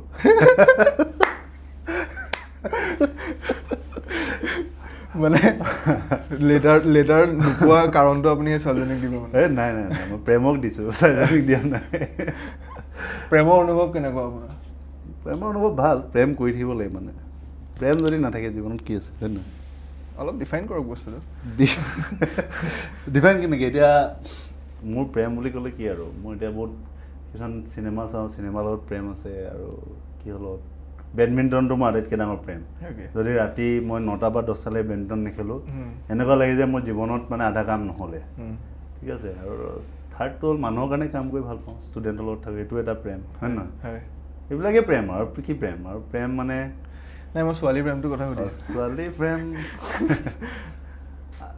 যিহেতু মোৰ শ্ব'টো মানে ইমান ফৰ্মেল শ্ব' নহয় চ' নাই আগতে মানে গাৰ্লফ্ৰেণ্ড আছিল মোৰ কেইবাজনী গাৰ্লফ্ৰেণ্ড আছিল মিছাটো কৈ লাভ নাই সঁচাটো সঁচা আৰু কিন্তু এতিয়া মানে প্ৰেজেণ্টলি মই ভাবি আছোঁ যে অলপ ছিৰিয়াছ হ'ব লাগে বস্তুটো আৰু আগতেও ছিৰিয়াছেই আছিলোঁ কিন্তু সেই সময়ত ধৰি লওক প্ৰেমবিলাক কি হয় আৰু কটন কলেজত প্ৰেম কৰা আৰু কিবা নাৰিকল গছ ৰোৱা বেলেগৰ ভাড়াঘৰত নাৰিকল গছ ৰোৱা একেই কথা এই তেনেকুৱাই আৰু কাহিনীবিলাক এতিয়া লাহে লাহে ছিৰিয়াছ হৈছোঁ বস্তুটো আৰু ছিৰিয়াছ হ'বও লাগিব কাৰণ সংসাৰ কৰিব লাগিব হয় নহয় আৰু বস্তুবিলাক মই কিন্তু কাকো নাই চবে মুখেই এৰি গৈছে টাইম দিবলৈ টাইম নাই সেইকাৰণে যিয়ে নহওক আৰু নাই এইবিলাকত লাগি থাকিলে একচুৱেলি প্ৰেমটো অলপ তল পৰি যায় ছোৱালীবোৰে আচলতে কি হয় নাৰী বস্তু তেনেকুৱা ছোৱালী বস্তু তেনেকুৱা তেওঁলোকক টাইম দিবও লাগিব কাৰণ তেওঁলোকক emotionally you have to handle them কাৰণ আমাৰ সমস্যাতকৈ ছোৱালীৰ সমস্যাটো অলপ বেলেগ তেওঁলোকে সৰুৰ পৰা ঘৰত থাকে একেটা পৰিৱেশত থাকে নহয় জানো তেওঁলোকক সেই ছাপৰ্টটো মেণ্টেল ইম'চনেল ছাপৰ্টটো টাইম দিয়াটো বহুত জৰুৰী য'ত অধিকাংশ আচলতে আমাৰ নিচিনা লাইনত অকল পলিটিক্স বুলি নহয় বা ছ'চিয়েল ৱৰ্ক এক্সটেনচিভলি কৰিছে কোনোবাই কিবা কৰিছে তেওঁলোকৰ কাৰণেও কঠিন গতিকে তুমি এনেকুৱা এজনী ছোৱালী বিচাৰিব লাগিব যোনে তুমি সময় নিদিয়াকৈও তোমাৰ প্ৰেমৰ প্ৰতি সন্মান কৰি তোমাৰ লগত থাকে গতিকে সেই বস্তুটো বিচাৰি পোৱাটো টাফ কিন্তু সময়ত হৈ যায় আৰু গতিকে সেনেকুৱা কথা আপোনাৰ বিয়াখন কেতিয়া খাম বিয়া পাতিম সোনকালে পাতিম 2-3 বছৰত পাতিম 2-3 বছৰ 4 বছৰ চাওঁ কিবা এটাতো হ'ব লাগিব শিলগুটি খুৱাব লাগিব এতিয়াতো একো নাই ছাত্ৰ পৰিষদৰ প্ৰেচিডেণ্ট হয়তো তুমি বিয়া পাতিব নোৱাৰা কিবা এটা সংস্থাপন লাগিব সেনেকুৱা এতিয়া লগৰবিলাকে চবেই বিয়া পাতিছে মই দুটা মোৰ ক্ল'জ লগৰ এটা চলবুকৰ লগৰ এটা মোৰ কটন কলেজৰ হোষ্টেলৰ লগৰ দুইটাৰ বিয়াত মই সখী হৈছোঁ ঠিক আছে দুইটা বিয়াতে সখী হ'লোঁ দুইটা বিয়া পাতিলে যোৱা বছৰ এটা বিয়া হ'ল এইবছৰ এটা বিয়া হ'ল দুইটা বিয়াতে সখী হ'লোঁ এতিয়া চবেই সুধে তোমাৰ বিয়া কেতিয়া মোৰ বিয়া হ'ব মইতো কিবা এটা প্ৰফেচাৰ এটা ইমান ডাঙৰ বিজনেছমেন মোৰতো একো নাই মই ছাত্ৰ পৰিষদৰ প্ৰেচিডেণ্ট তাৰ বাহিৰেতো মোৰ বোলে বহুত ডাঙৰ বিজনেছ আছে কিবা এইবিলাকতো একো কৰিবই নোৱাৰিলোঁ 7 বছৰ শিকোঁতেই গ'ল ছাত্ৰ ছাত্ৰীৰ লগত থাকোঁতে হোষ্টেলত থাকোঁতে শিকোঁতে 7 বছৰ পাৰ হৈ গ'ল গতিকে কিবা এটা জীৱনত কৰি লওঁ কৰিম নিশ্চয় কিবা ব্যৱসায় হওক কিবা হওক বা মোৰ অলপ এডুকেশ্যন ৰিলেটেডো কাম কৰাৰ ইচ্ছা আছে তেনেকুৱা কিবা অলপ কৰি পেলাই বিয়াখন পাতিম কিবা এটা সংস্থাপন কৰি লওঁ নিজৰ আমি যিহেতু জানো বহুতকেইখন দেশত বহুতকেইখন ৰাজ্যত এডুকেশ্যন টোটেলি ফ্ৰী মোৰ মতেও যোন চৰকাৰে নহওক বিজেপি হওক কংগ্ৰেছ হওক বা আঞ্চলিক দল হওক কিবা যাৰে চৰকাৰ নহওক এডুকেশ্যন আৰু হেল্থ কেয়াৰটো ফ্ৰী কৰাব লাগে অভিয়াছলি লাগে নিশ্চয় সেই বস্তুটো কিন্তু এতিয়ালৈকে এইখন চৰকাৰ হওক বা আগৰ চৰকাৰ হওক কোনেও কৰা নহয় এতিয়া আমাক ডিগ্ৰী কলেজবিলাকত যিসমূহ BPS ষ্টুডেণ্ট হয় ঠিক আছে তেওঁলোকৰ এডুকেশ্যনটো ফ্ৰী হয় আৰু নিযুত মইনা আঁচনিও তেওঁলোকে পাই আছে নিযুত বাবু আঁচনিৰ কাৰণেও তেওঁলোকক চিলেক্ট কৰিছে গতিকে এইটো ডক্টৰ হিমন্ত বিশ্ব শৰ্মা ডাঙৰীয়া ভিজন এইটো খুব এটা ভাল পদক্ষেপ যিসকলে দিব পাৰে তেওঁলোকে দিয়ক তাততো আপত্তি নাই কাৰণ প্ৰাইভেটতো বহুতে পঢ়ায় দি পেলাই কিন্তু যিসকলে দিব নোৱাৰে তেওঁলোকৰ কাৰণে এডুকেশ্যন অসমত কিন্তু মানে মোটামুটি ফ্ৰীয়ে আৰু এটা বস্তু এড কৰিব লাগে মই ডক্টৰ হিমন্ত বিশ্ব শৰ্মা ডাঙৰীয়াক এই পডকাষ্টৰ জৰিয়তে নহয় তেওঁলোক লগ পায়ো মই কথাটো ক'ম আৰু কৈছোঁ যে চেল্ফ ফাইনেন্সিং যিবিলাক কোৰ্চ আছে ঠিক আছে যেনেকৈ ধৰি লওক বায়'টেকন'লজি যেনেকৈ এতিয়া AI আহিব যেনে মাছ কমিউনিকেশ্যনত সেইবিলাকত ডক্টৰ হিমন্ত বিশ্ব শৰ্মা ডাঙৰীয়া আৰু চৰকাৰে এক্সটেনচিভলি ছাবচিডাইজড হেল্প কৰিব লাগে কিয় লাগে কাৰণ বায়'টেকন'লজি হওক মাছ কম হওক AI হওক বা কম্পিউটাৰ ছায়েন্স হওক এইকেইটাই হ'ল দেশৰ ফিউচাৰ আৰু ৰাজ্যৰ ফিউচাৰ যিহেতু আমি ট্ৰেডিশ্যনেল পঢ়াৰ কথা কৈছোঁ দেই মানে MBBS আৰু এইটো কিবাটো বাদ দি এই বস্তুকেইটাত মই অনুৰোধ জনাম চৰকাৰক আৰু মই বিচাৰিম মোৰ ছাত্ৰ পৰিষদৰ সভাপতি হিচাপে এইটো মই লিখিত পেডতো জনাম যে সেলফ ফাইনেন্সিং কোৰ্ছবোৰৰ ক্ষেত্ৰত চৰকাৰে সাবসিডিৰ ব্যৱস্থা কৰক হয় মই এইটো বিচাৰোঁ মনৰ পৰা হয় কিন্তু এডুকেশ্যন এনেকুৱা এটা এতিয়া ঠিক আছে আপুনি আঁচনিবিলাকৰ কথা কৈছে কিন্তু সেইটো এটা ছেকশ্যন অফ ছ'চাইটিয়ে পাই আছে ছেকশ্যন অফ ছ'চাইটিৰ পৰা আপুনি এক্সটেণ্ড কৰি গোটেই বস্তুটোত কেনেকৈ বিয়পাই দিব আপোনাৰ পৰিকল্পনা নহয় ছেকশ্যন অফ ছ'চাইটি মানে যিখিনি মানে দুখীয়া মানুহ সকলোৱে পাই আছে আজি তাৰিখত গভৰ্ণমেণ্ট কলেজত আৰু প্ৰাইভেট কলেজত ফিজটো নিয়ন্ত্ৰণ হ'ব লাগে সেইটো মই অনুৰোধ জনাম আৰু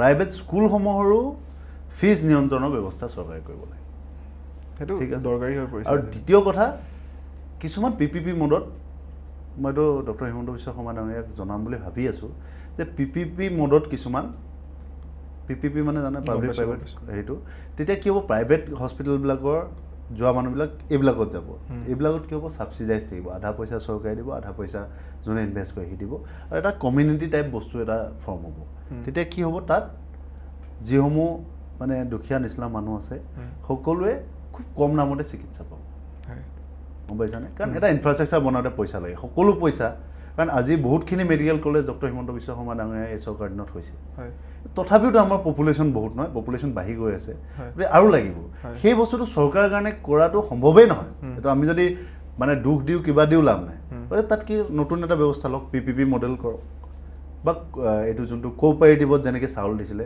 কোঅপাৰেটিভ হেল্থ কেয়াৰ চিষ্টেম কৰক এনেকুৱা ধৰণৰ কামবিলাক কৰক চৰকাৰে আৰু আমি এইটো সমৰ্থন জনাম যুৱ প্ৰজন্ম হিচাপে যদি কাম কৰিব লাগে আমি কাম কৰিবলৈও সাজু আছোঁ ফ্ৰী পাৰিশ্ৰমিক দিবলৈও সাজু আছোঁ মই লাগিলে কিছুমান ডক্টৰৰ পৰা আমি ফ্ৰী পাৰিশ্ৰমিক ল'ব পাৰোঁ তেনেধৰণৰ কিছুমান ব্যৱস্থা কৰিব লাগিব আমাৰ চৰকাৰী স্কুল বহুত আছে চৰকাৰী স্কুল বহুত বন্ধ হৈ গৈছে বা বহুত আছে তাৰ এটা ডাঙৰ বাজেট আহে ইয়াৰলি চৰকাৰী স্কুলৰ কাৰণে বা এডুকেশ্যনৰ কাৰণে কিন্তু এতিয়াও দেখিবলৈ পোৱা যায় যে প্ৰাইভেট স্কুলবিলাকত যোনবিলাক সুবিধা আছে কিন্তু সেই সুবিধাবিলাক আচলতে অসমত আছে এভেইলেবল আছে প্ৰাইভেট স্কুলত ল'ৰা ছোৱালীবিলাকে সেই সুবিধাখিনি পাই আছে কিন্তু গভৰ্ণমেণ্ট স্কুলত কিয় নাই সেইখিনি এডুকেশ্যনেল ইনফ্ৰাষ্ট্ৰাকচাৰটো তাৰমানে এটা ছিষ্টেমেটিক ৱেত গ্ৰ' হৈ আছে আৰু বৰ্তমান মই নিজৰ অঞ্চলৰ কথা কৈছোঁ আমাৰ তিনিচুকীয়া বৰদেৱী মানে উচ্চতৰ মাধ্যমিক বুলি এখন স্কুল আছে তাত বেডমিণ্টন কোৰ্টো আছে ঠিক আছে তাত তোমাৰ ভলীবল কোৰ্টো আছে তাত ক্ৰিকেটৰো গ্ৰাউণ্ড আছে যোনটো সেই অঞ্চলৰ কোনো প্ৰাইভেট স্কুলৰ নাই আৰু তাত শিক্ষাটোও বেয়া নহয় ঠিক আছে গতিকে তাত মানুহেও চিন্তা কৰিব লাগিব নহয় যে আমি ইনফ্ৰাষ্ট্ৰাকচাৰ আছে যদিও আমিও চৰকাৰী স্কুলত পঢ়াওঁ এইটো মানুহৰো চিন্তাধাৰাত আহিব লাগিব এতিয়া এইটো মানুহৰ ওপৰত কথা যে কোনোবাই প্ৰাইভেটত পঢ়াব নোৱাৰে এইটো আমি জোৰ জবৰদস্তি ক'ব নোৱাৰোঁ কিন্তু গভৰ্ণমেণ্ট স্কুলত ইনফ্ৰাষ্ট্ৰাকচাৰ নাই সেই কথাটো মই নাভাবোঁ যে সঁচা মানে কিছুমানত হয়তো নাথাকিব পাৰে আজি গুৱাহাটীত হয়তো ঠাই কম অভিয়াছলি গুৱাহাটীত নাথাকিব পাৰে আমাৰ কটনৰে ধৰি লোৱা গ্ৰাউণ্ড নাই নহয় জানো কিন্তু কটনৰ গ্ৰাউণ্ড নাই যদিও আজি কটনত আমাৰ যিকেইখন গ্ৰাউণ্ড আছে তাত আমি সুবিধাটো ল'বলৈ আমি ব্যৱস্থা কৰিব লাগিব কৰ্তৃপক্ষই হয়নে নহয় তেনেধৰণৰ গভৰ্ণমেণ্ট স্কুলৰ যিবিলাক প্ৰিন্সিপাল বা গভৰ্ণমেণ্ট স্কুলৰ কৰ্তৃপক্ষক এক্সটেনচিভ ট্ৰেইনিং দিব লাগে যে কেনেকৈ আমাৰ ছাত্ৰ ছাত্ৰীসকলক আগুৱাই নিব তেতিয়া আপুনি ঠিকেই কৈছে এইটো ট্ৰেইনিংটো কাৰণ দৰকাৰ কাৰণ এভৰি 5 বছৰত এটা পলিটিচিয়ানৰ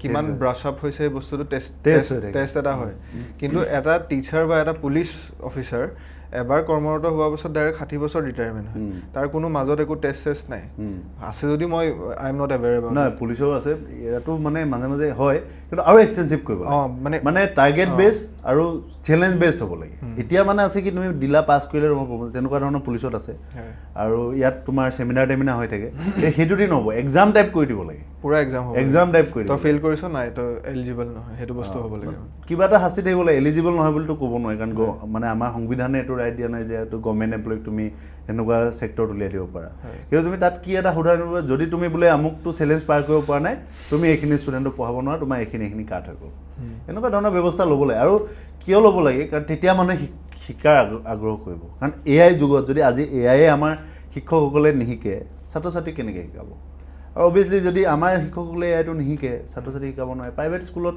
AIটো ভালকৈ শিকাব কথাটো বুজিলা নাই সেই ট্ৰান্সফৰ্মেশ্যনটোৰ এটা মানে মাজত কেনেকৈ বস্তুটো ঠিক কৰিব পাৰি সেইটো এটা গভৰ্ণমেণ্টে চিন্তা কৰিব লাগিব বুলি মই ভাবোঁ আপোনাৰ ৰিকুৱেষ্টটো থাকিব নিশ্চয় থাকিব মইতো সদায় ছাত্ৰ ছাত্ৰীৰ পক্ষত আছোঁ যদি ছাত্ৰ ছাত্ৰীৰ কিবা অসুবিধা হয় মই প্ৰটেষ্টটো কৰিছোঁ নিজে দেখিছে আজি বিভিন্ন সময়ত মই আজি সেৱা হওক বা আমাৰ কাউন্সিল হওক বা হায়াৰ এডুকেশ্যনত মই আন্দোলনো কৰিছোঁ আনকি ৰিচাৰ্চ স্কলাৰ লগতো মই আছোঁ গতিকে ছাত্ৰ ছাত্ৰীৰ লগত আমি থাকিব লাগিব আৰু এনেকুৱা নহয় যে সেইখিনি মানে গভৰ্ণমেণ্টক বিৰোধিতা কৰে আমি গভৰ্ণমেণ্টক দাবী কৰাটো আমাৰ এটা অধিকাৰ আমি এইখিনি কৰিব লাগিব আৰু আমি তেওঁলোকক সমৰ্থনো কৰিছোঁ যিমান ভাল কাম আছে আমি সমৰ্থন দিছোঁ আজিও দি আছোঁ সদায় দি থাকিম তেনেকুৱা ধৰণৰ কথা এতিয়া মই হ'ব পাৰোঁ মই ভুল হ'ব পাৰোঁ কিন্তু মই এটা চেঞ্চাছ দেখিছিলোঁ যে অসমত যোনটো পপুলেশ্যন আদাৰ স্পিকিং পপুলেশ্যন অসমীয়াৰ বাহিৰে সেই পপুলেশ্যনটো বাঢ়ি গৈ আছে এতিয়া তেনেকৈ যদি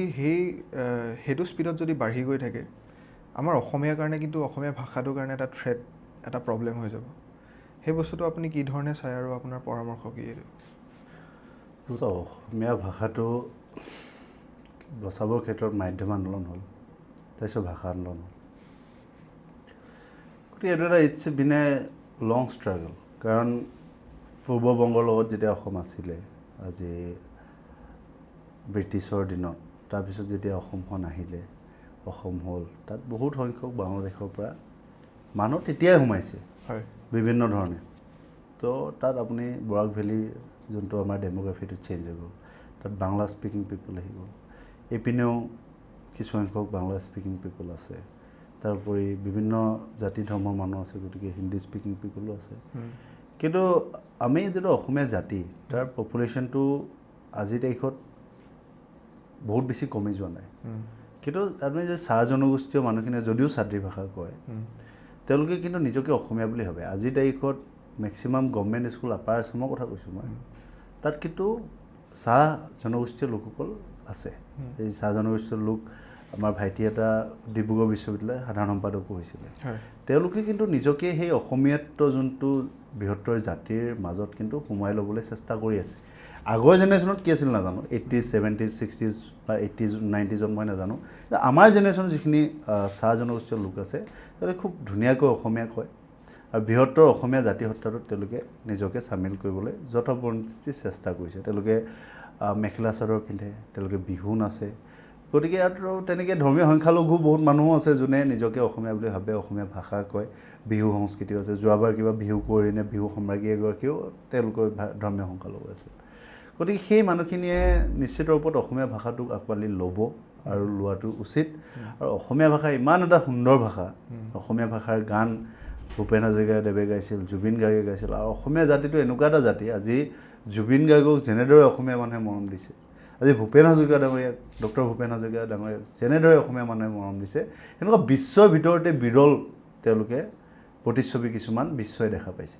কিন্তু অসমীয়া জাতিটো কেতিয়াও উইক হ'ব নোৱাৰে অসমীয়া জাতিটো অসমীয়া সত্তাটো অসমীয়া জাতি সত্তাটো কেতিয়াও দুৰ্বল নহয় মোৰ মনে সেইটো কয় আৰু অসমীয়া জাতি সত্তাটো জীয়াই থাকিবই অসমীয়া ভাষা জীয়াই থাকিবই আৰু সেই ক্ষেত্ৰত কিন্তু আমি যুৱ প্ৰজন্ময়ো অধিক গুৰুত্বপূৰ্ণ ভূমিকা ল'ব লাগিব মোৰ লগতে আমাৰ স্পৰ্টছ ছেক্ৰেটাৰী ঋষভ বুলি এজন থাকে ইংলিছ মিডিয়ামত পঢ়া তেওঁ এক্টৰ চিৰিয়েল কৰি আছে সি ইমান ধুনীয়া অসমীয়া শিকিছে সি কিন্তু পিছত শিকিছে পুৰত হোৱা মানে সি এডাল্ট হোৱাৰ পিছত অসমীয়া শিকিছে কিন্তু ইমান ধুনীয়া অসমীয়া কয় মোতকৈ ভাল অসমীয়া কয় গতিকে শিকিম বুলি ভাবিব লাগিব আৰু এটা যোনটো চিন্তাধাৰা আছিলে এটা ৱেষ্টাৰ্ণ কালচাৰে আমাক ধৰি ৰাখিছিল যে আমি কেৱল ইংলিছ শিকিব লাগে ইংলিছটো আমি শিকিবই লাগিব কিন্তু তাৰ লগত আমি সমান্তৰালভাৱে অসমীয়া শিকাৰ ব্যৱস্থা কৰিব লাগিব আৰু এই ক্ষেত্ৰত কিন্তু কনভেন্ট স্কুলবিলাকত অসমীয়া ক'লে গালি দিয়ে আমাৰ সময়ত আমি এতিয়া মইতো কনভেন্ট স্কুলত পঢ়া নাই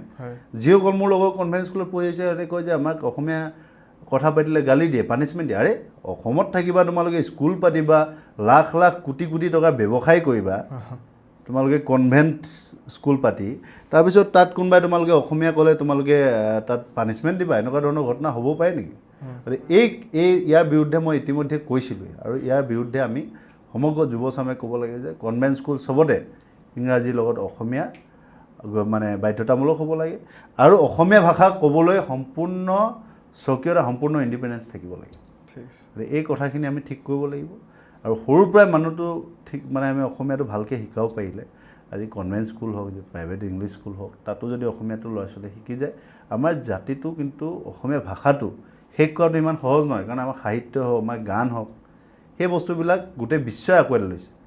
গতিকে আমাৰ নিজৰ মানুহখিনিয়ে কিয় নল'ব? এই ক্ষেত্ৰত কিন্তু মই অলপ উগ্ৰ বুলিয়ে ক'ব লাগিব যে ভাষাটো কেতিয়াও আমি হেৰাই যাব দিব নোৱাৰোঁ। ইম্প'জ কৰাৰ কথাটো এনেকুৱা যে কাৰ্বিসকলে নিজৰ ভাষা কয়, মিচিংসকলে নিজৰ ভাষা কয়, বড়োসকলে নিজৰ ভাষা কয়। গতিকে এইবোৰ আমাৰ থলুৱা ভাষা, খিলঞ্জীয়া ভাষা আৰু বহু পুৰণি ভাষা, ইয়াৰে ইণ্ডিজিনিয়াছ ভাষা বুলি যোনটো কয়। গতিকে সেইখিনি ৰক্ষা কৰা, অসমীয়া ভাষাৰ লগতে সেইখিনি ভাষা ৰক্ষা কৰাৰ দায়িত্ব মূলসুঁতিৰ অসমীয়াই ল'ব লাগিব। আৰু সেইটো কৰিলে কি হ'ব, সেই যিসমূহ আমাৰ ট্ৰাইবেল পপুলেশ্যন আছে, সেই পপুলেশ্যনখিনিও ইতিমধ্যে অসমীয়াৰ লগত তেওঁলোক একত্ৰিত হৈ একেলগে কাম কৰি আছে। কিন্তু তেওঁলোকৰ ভাষাৰ স্বকীয়তাটো আমি চিন্তা কৰিব লাগিব। অকল অসমীয়া ভাষাই নহয়, আজি বড়ো ভাষা হওক, মিচিং ভাষা হওক, কাৰ্বি হওক, তিৱা হওক, আজি দেউৰীসকল খুব কম জনসংখ্যা আছে যদিও দেউৰীসকলৰ নিজৰ এটা ভাষা আছে, লালুংসকলৰ নিজৰ ভাষা আছে। গতিকে এই গোটেই ভাষাখিনি সংৰক্ষণ কৰাৰ দায়িত্ব আজিৰ যুৱ প্ৰজন্মই ল'ব লাগিব। ঠিকে কৈছে আপুনি, কিন্তু ইয়াতে আৰু এটা প্ৰশ্ন উত্থাপন হয় আপুনি যোনখিনি কথা কৈছে, যে এইবাৰ নৱনিৰ্বাচিত এটা পাৰ্টিকুলাৰ সমষ্টিৰ পৰা এজন মানুহ নিৰ্বাচিত হৈ আহিছে, নামটো বিজয় গুপ্তা, আপুনি জানে। এইটো আপুনি ভাবেনে যে অসমীয়া কালচাৰটোৰ কাৰণে যে অনা অসমীয়া এজন আমাৰ অসমত আহি লিডাৰশ্বিপ কৰিছে, আপুনি ভাবেনে যে কিবা এটা থ্ৰেট হ'ব পাৰে অসমীয়াৰ কাৰণে? চব থ্ৰেট হোৱা নোহোৱাটো এইটো ৰাইজে নিৰ্বাচিত কৰিছে। বিধানসভাৰ নিৰ্বাচন গ'ল, ৰাইজে নিৰ্বাচিত কৰিছে, আৰু ৰাইজৰ তাততো অসমীয়া মানুহো আছে, অসমীয়া মানুহে ভোট দিছে। গতিকে সেইটো ৰাইজে সিদ্ধান্ত ল'ব। মই ভাষাটোৰ ক্ষেত্ৰত যদি কওঁ, তেওঁ ক'বলৈ চেষ্টা কৰিছে, কিন্তু আৰু ভালকৈ ভাষাটো তেওঁ কোৱাটো উচিত, আৰু তেওঁ নিশ্চিত ৰূপত ভৱিষ্যত দিনত আৰু ভালকৈ ক'ব বুলি আশা ৰাখিছোঁ। এতিয়া মই যিমানখিনি দেখিছোঁ যে কালচাৰটো, আমাৰ অসমীয়া কালচাৰটো বা ট্ৰেডিশ্যনটো, যিখিনি আমি পৰিধান কৰোঁ, সেই বস্তুখিনি দাম হৈ গৈ আছে, দাম বৃদ্ধি হৈ গৈ আছে, এক্সপেঞ্চিভ হৈ গৈ আছে। কাৰণ আজি যদি মোৰ মায়ে গাঁৱৰ বোৱা মেখেলা চাদৰ এখন পিন্ধিবলৈ হয়, আজিৰ দিনতো 10,000 টকা খৰচা কৰিবলগীয়া হয়, যোনটো এটা সৰু মানুহৰ বা দুখীয়া মানুহৰ কাৰণে পচিবল নহয়। সেই বস্তুটো আচলতে দুখীয়া মানুহে যেতিয়া পচিবল নোহোৱা কাম এটা বেলেগ এটা ইণ্ডাষ্ট্ৰী আহি পেলাই আমাৰ অসমত কৰে, বা ভাৰতবৰ্ষত বাহিৰৰ মানুহ আহি পেলাই 200 টকাত যোনটো বস্তু দি আছে, সেই বস্তুটো মানুহে 10,000 দি এনেও নিকিনে। তো কালচাৰটো ক'ৰবাত না ক'ৰবাত এক্সপেঞ্চিভ হৈ গৈ আছে। আপুনি কি? নাই, মই এইটো নাভাবোঁ, কাৰণ খুব কম দামতো ধৰি লোৱা বোৱা মেখেলা চাদৰ পায়। আৰু মানুহে এটা বস্তু চাব লাগিব যে বহুত বহিৰাগত কোম্পানীয়ে ইয়াত মেখেলা চাদৰ বনায়, যোনটো অথেণ্টিক মেখেলা চাদৰ নহয়, যোনটো বোৱা নহয়, মেচিন মেড। সেই মেচিন মেডটো আচলতে পৰিধান কৰিবলৈ আমাৰ অসমীয়া মহিলাসকলে এৰিব লাগিব। নহ'লে আমাৰ কি হ'ব, এটা সময়ত এই গোটেই যোনটো বয়ন শিল্প ইণ্ডাষ্ট্ৰী আছে, এই ইণ্ডাষ্ট্ৰীটোৱে শেষ হৈ যাব। আৰু চাবা, এবাৰ যিবিলাক এক্সপেঞ্চিভ কাপোৰ আছে বা বয়ন শিল্পৰ যিবিলাক কাপোৰ আছে, সেইবোৰে কিন্তু গোটেই বিশ্বতে সমাদৰ লাভ কৰিছে। অসমীয়া কাপোৰে আজি গোটেই বিশ্বত সমাদৰ লাভ কৰাটো আমাৰ কাৰণে গৌৰৱৰ কথা। কিন্তু সেই অসমীয়া কাপোৰে আমাৰ মানুহে যদি পৰিধান কৰা বাদ দিয়ে, সেইটো কিন্তু আমাৰ কাৰণে গৌৰৱৰ কথা নহ'ব। সেইকাৰণে আমি মেচিন মেড বস্তু ত্যাগ কৰিব লাগে, মেচিন মেড গামোচা ত্যাগ কৰিব লাগে, মেচিন মেড যিকোনো ধৰণৰ মেখেলা চাদৰ হওক, কুৰ্তা হওক, কিবা হওক, ত্যাগ কৰিব লাগে। 1-2 পইচা বেছি যাব, 2টা কমকৈ পিন্ধিম, কিন্তু আমাৰ অসমীয়া থলুৱা উদ্যোগীকে আমি সমৰ্থন কৰিব লাগে। মোৰ চিন্তাধাৰাটো তেনেকুৱা, মোৰ ব্যক্তিগত চিন্তাধাৰা। কিন্তু এতিয়া যোন মানুহে দুবেলা দুমুঠি খাই পেলাই চলি আছে, সেই মানুহখিনিয়ে কেনেকৈ এই কালচাৰটো নিজৰ? যিমান আগতে কি আছিলে, তাঁতশাল ঘৰে ঘৰে আছিলে, ঠিক আছে, আমাৰ অসমীয়া মহিলাই ঘৰে ঘৰে তাঁতশাল আছে। আৰু এইটো মই এইকাৰণে জানো, মই গাঁৱৰ পৰা অহা ল'ৰা, আৰু অধিকাংশ ঘৰতেই গামোচা বৈছিলে। গতিকে তাত এক্সপেঞ্চিভৰ কথাই নাছিলে, কেৱল সূতাটো লাগিছিলে, হয় নহয়? গামোচাটো আমি নিজেই বৈছিলোঁ, নিজে পিন্ধিছিলোঁ। আৰু তেনেধৰণে আজিও তুমি যে মাজুলীত যোৱা, ধেমাজিত যোৱা, আজি মোৰ মাজুলীৰ অয়াও পেগু বুলি মাজুলীৰ সি এটা ডক্টৰ কিবা প্ৰফেচাৰ হয়, তাৰ বিয়াত মই গৈছিলোঁ। তাতৰ কালচাৰটোৱে ইমান ধুনীয়া নহয়, মিচিং সমাজৰ। মই তাত য়ামগুৰ বুলি কয় সিহঁতে, যোনটো দৰা সখী থাকে, কইনাৰো য়ামগুৰ থাকে, এজনী থাকে। তো তেনেধৰণৰ ইমান ধুনীয়া কালচাৰ। তাত তোমাৰ 3 সাজমান তোমাক কাপোৰেই পিন্ধাব, এই কাপোৰ চব তেওঁলোকে নিজে বোৱা। গতিকে তুমি যেতিয়া নিজেই স্বাৱলম্বী হ'বা, তোমাক পইচা দৰকাৰ নাই নহয়। তুমি দুখীয়া হ'লে তুমি স্বাৱলম্বী কিয় হ'ব নোৱাৰা? আজি তুমি দুখীয়া হ'লে তুমি নিজৰ ঘৰতে তুমি আলু ৰোৱাচোন, নিজৰ ঘৰতে পাচলি ৰোৱা।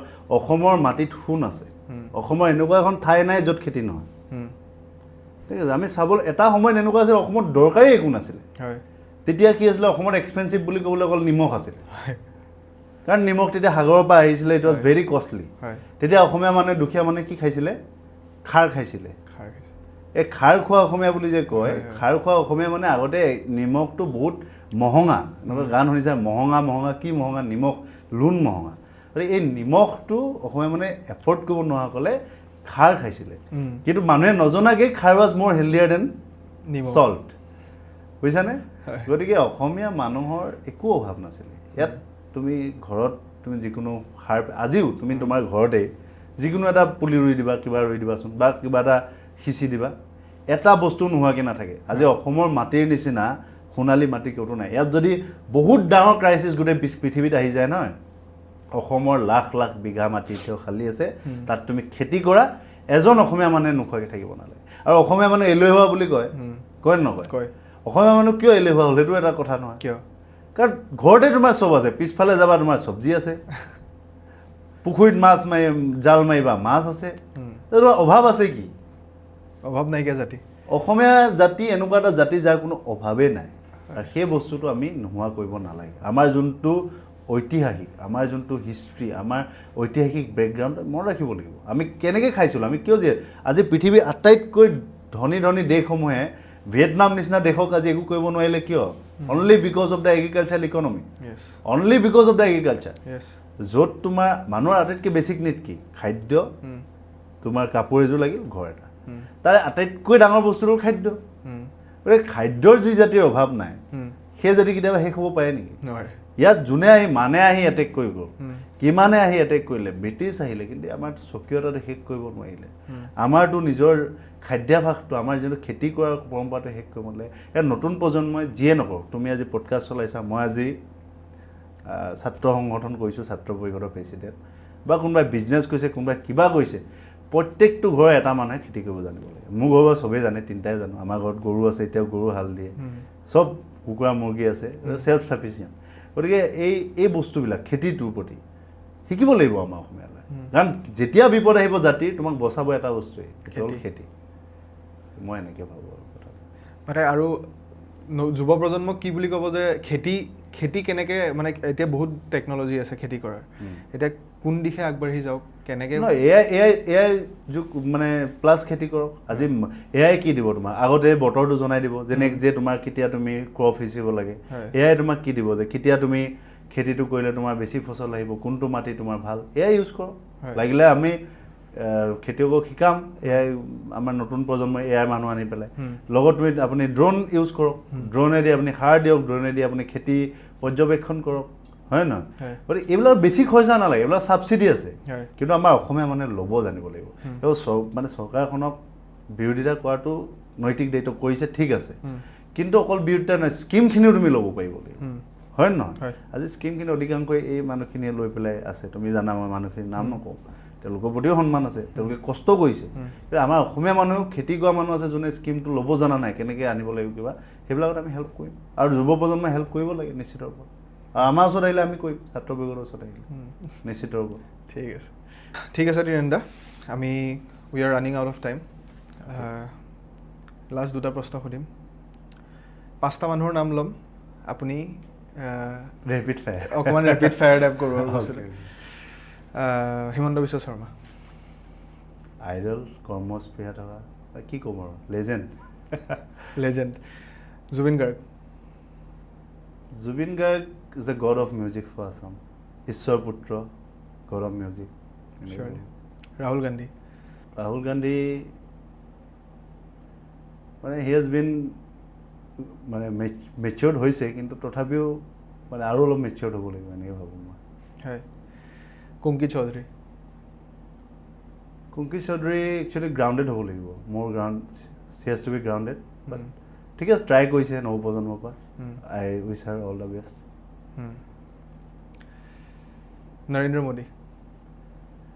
নৰেন্দ্ৰ মোদী কি ক'ম এতিয়া, গোটেই ভাৰতবৰ্ষৰে তেওঁ মানে এজন নেতা, জননেতা। বিজয় থালাপতি, ফেভৰেট এক্টৰ। অকল এক্টৰে নে এতিয়াতো CM হৈ গ'ল। মই ভাল পাওঁ তেওঁ চিনেমা চাই, ভাল লাগে, পাৰ্চনেলিটি ভাল লাগে। পলিটিক্সত কেনেকৈ চাই তেওঁ? পলিটিক্সত ভাল, ভিজনেৰী লিডাৰ হ'ব পাৰে ভৱিষ্যতে। আমি অন্তিমটো প্ৰশ্ন কৰিছোঁ আৰু এই প্ৰশ্নটো নকৰিলে এই পডকাষ্টটো মই চব পডকাষ্টতে এটা প্ৰশ্ন লাষ্টত মই উত্থাপন কৰোঁ যে জুবিন গাৰ্গ আমাৰ কাৰণে সকলো আছিলে কাৰণ মই সৰুৰ পৰা যোনজন মানুহক দেখিছোঁ যোনজন মানুহক স্মৰণ কৰিছোঁ যাৰ গান শুনি মই ডাঙৰ হৈছোঁ সেইজন মানুহ মোৰ কাৰণে বহুত ইম্পৰ্টেণ্ট আৰু তেওঁৰ গান সদায় মই শুনো সদায় শোৱাৰ আগত এবাৰ হ'লেও এটা গান হ'লেও শুনো আপুনি সেই মানুহজনক কেনেকৈ চায় আৰু যোনে জুবিন গাৰ্গক নাজানে আৰু জুবিন গাৰ্গক একচুৱেলি নেক্সট জেনেৰেশ্যনে নাজানিবও পাৰে তেওঁলোকক কেনেকৈ আপুনি ক'ব জুবিন গাৰ্গ এনেকুৱা এটা ব্যক্তিত্ব যাক অসমীয়া জাতিয়ে কেতিয়াও পাহৰিব নোৱাৰে কেৱল কণ্ঠৰ গান নহয় দেই মই চিনাৰী এম্পেৰিয়েলত ভাড়া আছিলোঁ একেটা কেম্পাছত জুবিনদাৰ ফ্লেট আছিলে জানা চাগে কাহিলীপাৰা মই কি দেখিছোঁ তেওঁ আজিলৈকে এই বস্তুটো প্ৰমোশ্যন কৰা নাই আজিলৈকে মই তাৰ ভিডিঅ' দেখা নাই ঠিক আছে কোনোবা বেলেগে দিছে নাজানো জুবিন গাৰ্গ ডাঙৰে নিজে দিয়া নাই ডেইলি বিশ্বাস কৰিবা মানে মই নিজৰ চকুৰে দেখিছোঁ কমচে কম 200 মানুহক তেওঁ নিজৰ হাতেদি পইচা দিয়ে লাইন লাগি থাকে ঘৰৰ আগত কোনো দিন প্ৰমোশ্যন কৰে ডেইলি পইচা দিয়ে কোনোবাই স্কুলৰ কাৰণে আহে কোনোবাই মেডিকেলৰ কাৰণে আহে কোনোবাই বিজনেছ কৰিবলৈ আহে কাক হেল্প কৰা নাই জুবিন গাৰ্গ এনেকুৱা এজন ব্যক্তি তেওঁক আচলতে মানুহে অকল গান বা এইটো বুলি বহুতে ভাবি থাকিল ন তেওঁৰ ব্যক্তিত্বটো ইমান বিশাল আছিল যে পৃথিৱীত এনেকুৱা এখন হৃদয় মই খুব ওচৰৰ পৰা পাইছোঁ মই এখনো ফটো তেওঁৰ লগত কিন্তু দিয়া নাই মই খুব ওচৰৰ পৰা পাইছোঁ তেনেকুৱা এখন হৃদয় পাবলৈ মানুহ এজনে মানে মই নাভাবোঁ যে তেনেকুৱা এখন হৃদয় পৃথিৱীত কাৰোবাৰ আছে ইমান ধুনীয়া এখন হৃদয় তেওঁৰ আছিল আৰু তেওঁক স্মৰণ এইকাৰণে কৰিব লাগিব কাৰণ তেওঁ যেতিয়া য'ত ভাল ক'ব লাগিছিল ভাল কয় য'ত বেয়া ক'ব লাগিছিল কোন আছে আগত নাচায় তেওঁ এনেকুৱা এজন স্পষ্টবাদী শিল্পী প্ৰকৃতাৰ্থত শিল্পী অসমে হেৰুৱালে আৰু আমাৰ প্ৰজন্মটোৱে এনেকুৱা এজন মানুহক হেৰুৱালে যিজন মানুহ আমাৰ দুখতো আমাৰ সহযোগী আছিল সুখতো সহযোগী আছিল ওচৰত নাপায়ো তেখেতৰ মাজত অসমৰ ইউথে স্পেচিয়েলি 90s 2000 ইউথে সকলো বিচাৰি পাইছে কেতিয়াবা বেজাৰ লাগিছে ব্ৰেকআপ হৈছে জুবিনদাৰ গান দুখ লাগিছে জুবিনদাৰ গান পৰীক্ষা বেয়া হৈছে জুবিনদাৰ গান পৰীক্ষা ভাল হৈছে জুবিনদাৰ গান হোষ্টেলত কাজিয়া হৈছে কাজিয়া হোৱাৰ পিছত জুবিনদাৰ গান সেইজনে জুবিনদা আমাৰ কাৰণে আৰু মই বহুত বেছি চব কৰি নাথাকোঁ তেওঁৰ এই সোণাপুৰত মই 2-3 দিন গৈছোঁ এদিনো এখন ভিডিঅ' দিয়া নাই জুবিনদাৰ ওপৰত মই এটাও পোষ্ট দিয়া নাই কাৰণ তেওঁ তেনেকুৱা আছিল আৰু তেওঁ যেনেকুৱা আছিল তেনেকৈ তেওঁক আমি জীয়াই ৰাখিব লাগে মই এইটো ভাবোঁ জুবিন গাৰ্গ ৰাজনীতিৰ ঊৰ্ধত জুবিন গাৰ্গ সমালোচনাৰ ঊৰ্ধত আৰু জুবিন গাৰ্গ অসমীয়া সমাজখনৰ এজন প্ৰকৃতাৰ্থত মানে এটা জেনেৰেশ্যন মানে এইটো বহুত ডাঙৰ কথা ভূপেন হাজৰিকা ডাঙৰীয়া এটা জেনেৰেশ্যন চলাইছে কিন্তু জুবিন দাই এটা জেনেৰেশ্যনক কেৱল গীত দিয়া নাই সমাজক চলাবলৈ শিকোৱা নাই সহায় কৰিছে দেহে প্ৰাণে তেওঁলোকৰ লগত থাকি গৈছে আৰু প্ৰকৃতিৰ মানে নিজে দেখিছে আজি কি অহা নাই তেওঁৰ মতে চৰাই চিৰিকটি বা এজন নৰ্মেল মানুহ মৰিলে এনেকৈ আহে নেকি মই কাৰণে তেওঁক কৈছোঁ god of music Zubeen Garg মানে মোৰ কাৰণে এজন ভগৱান বেলেগৰ কাৰণে কি মই নাজানো চবৰ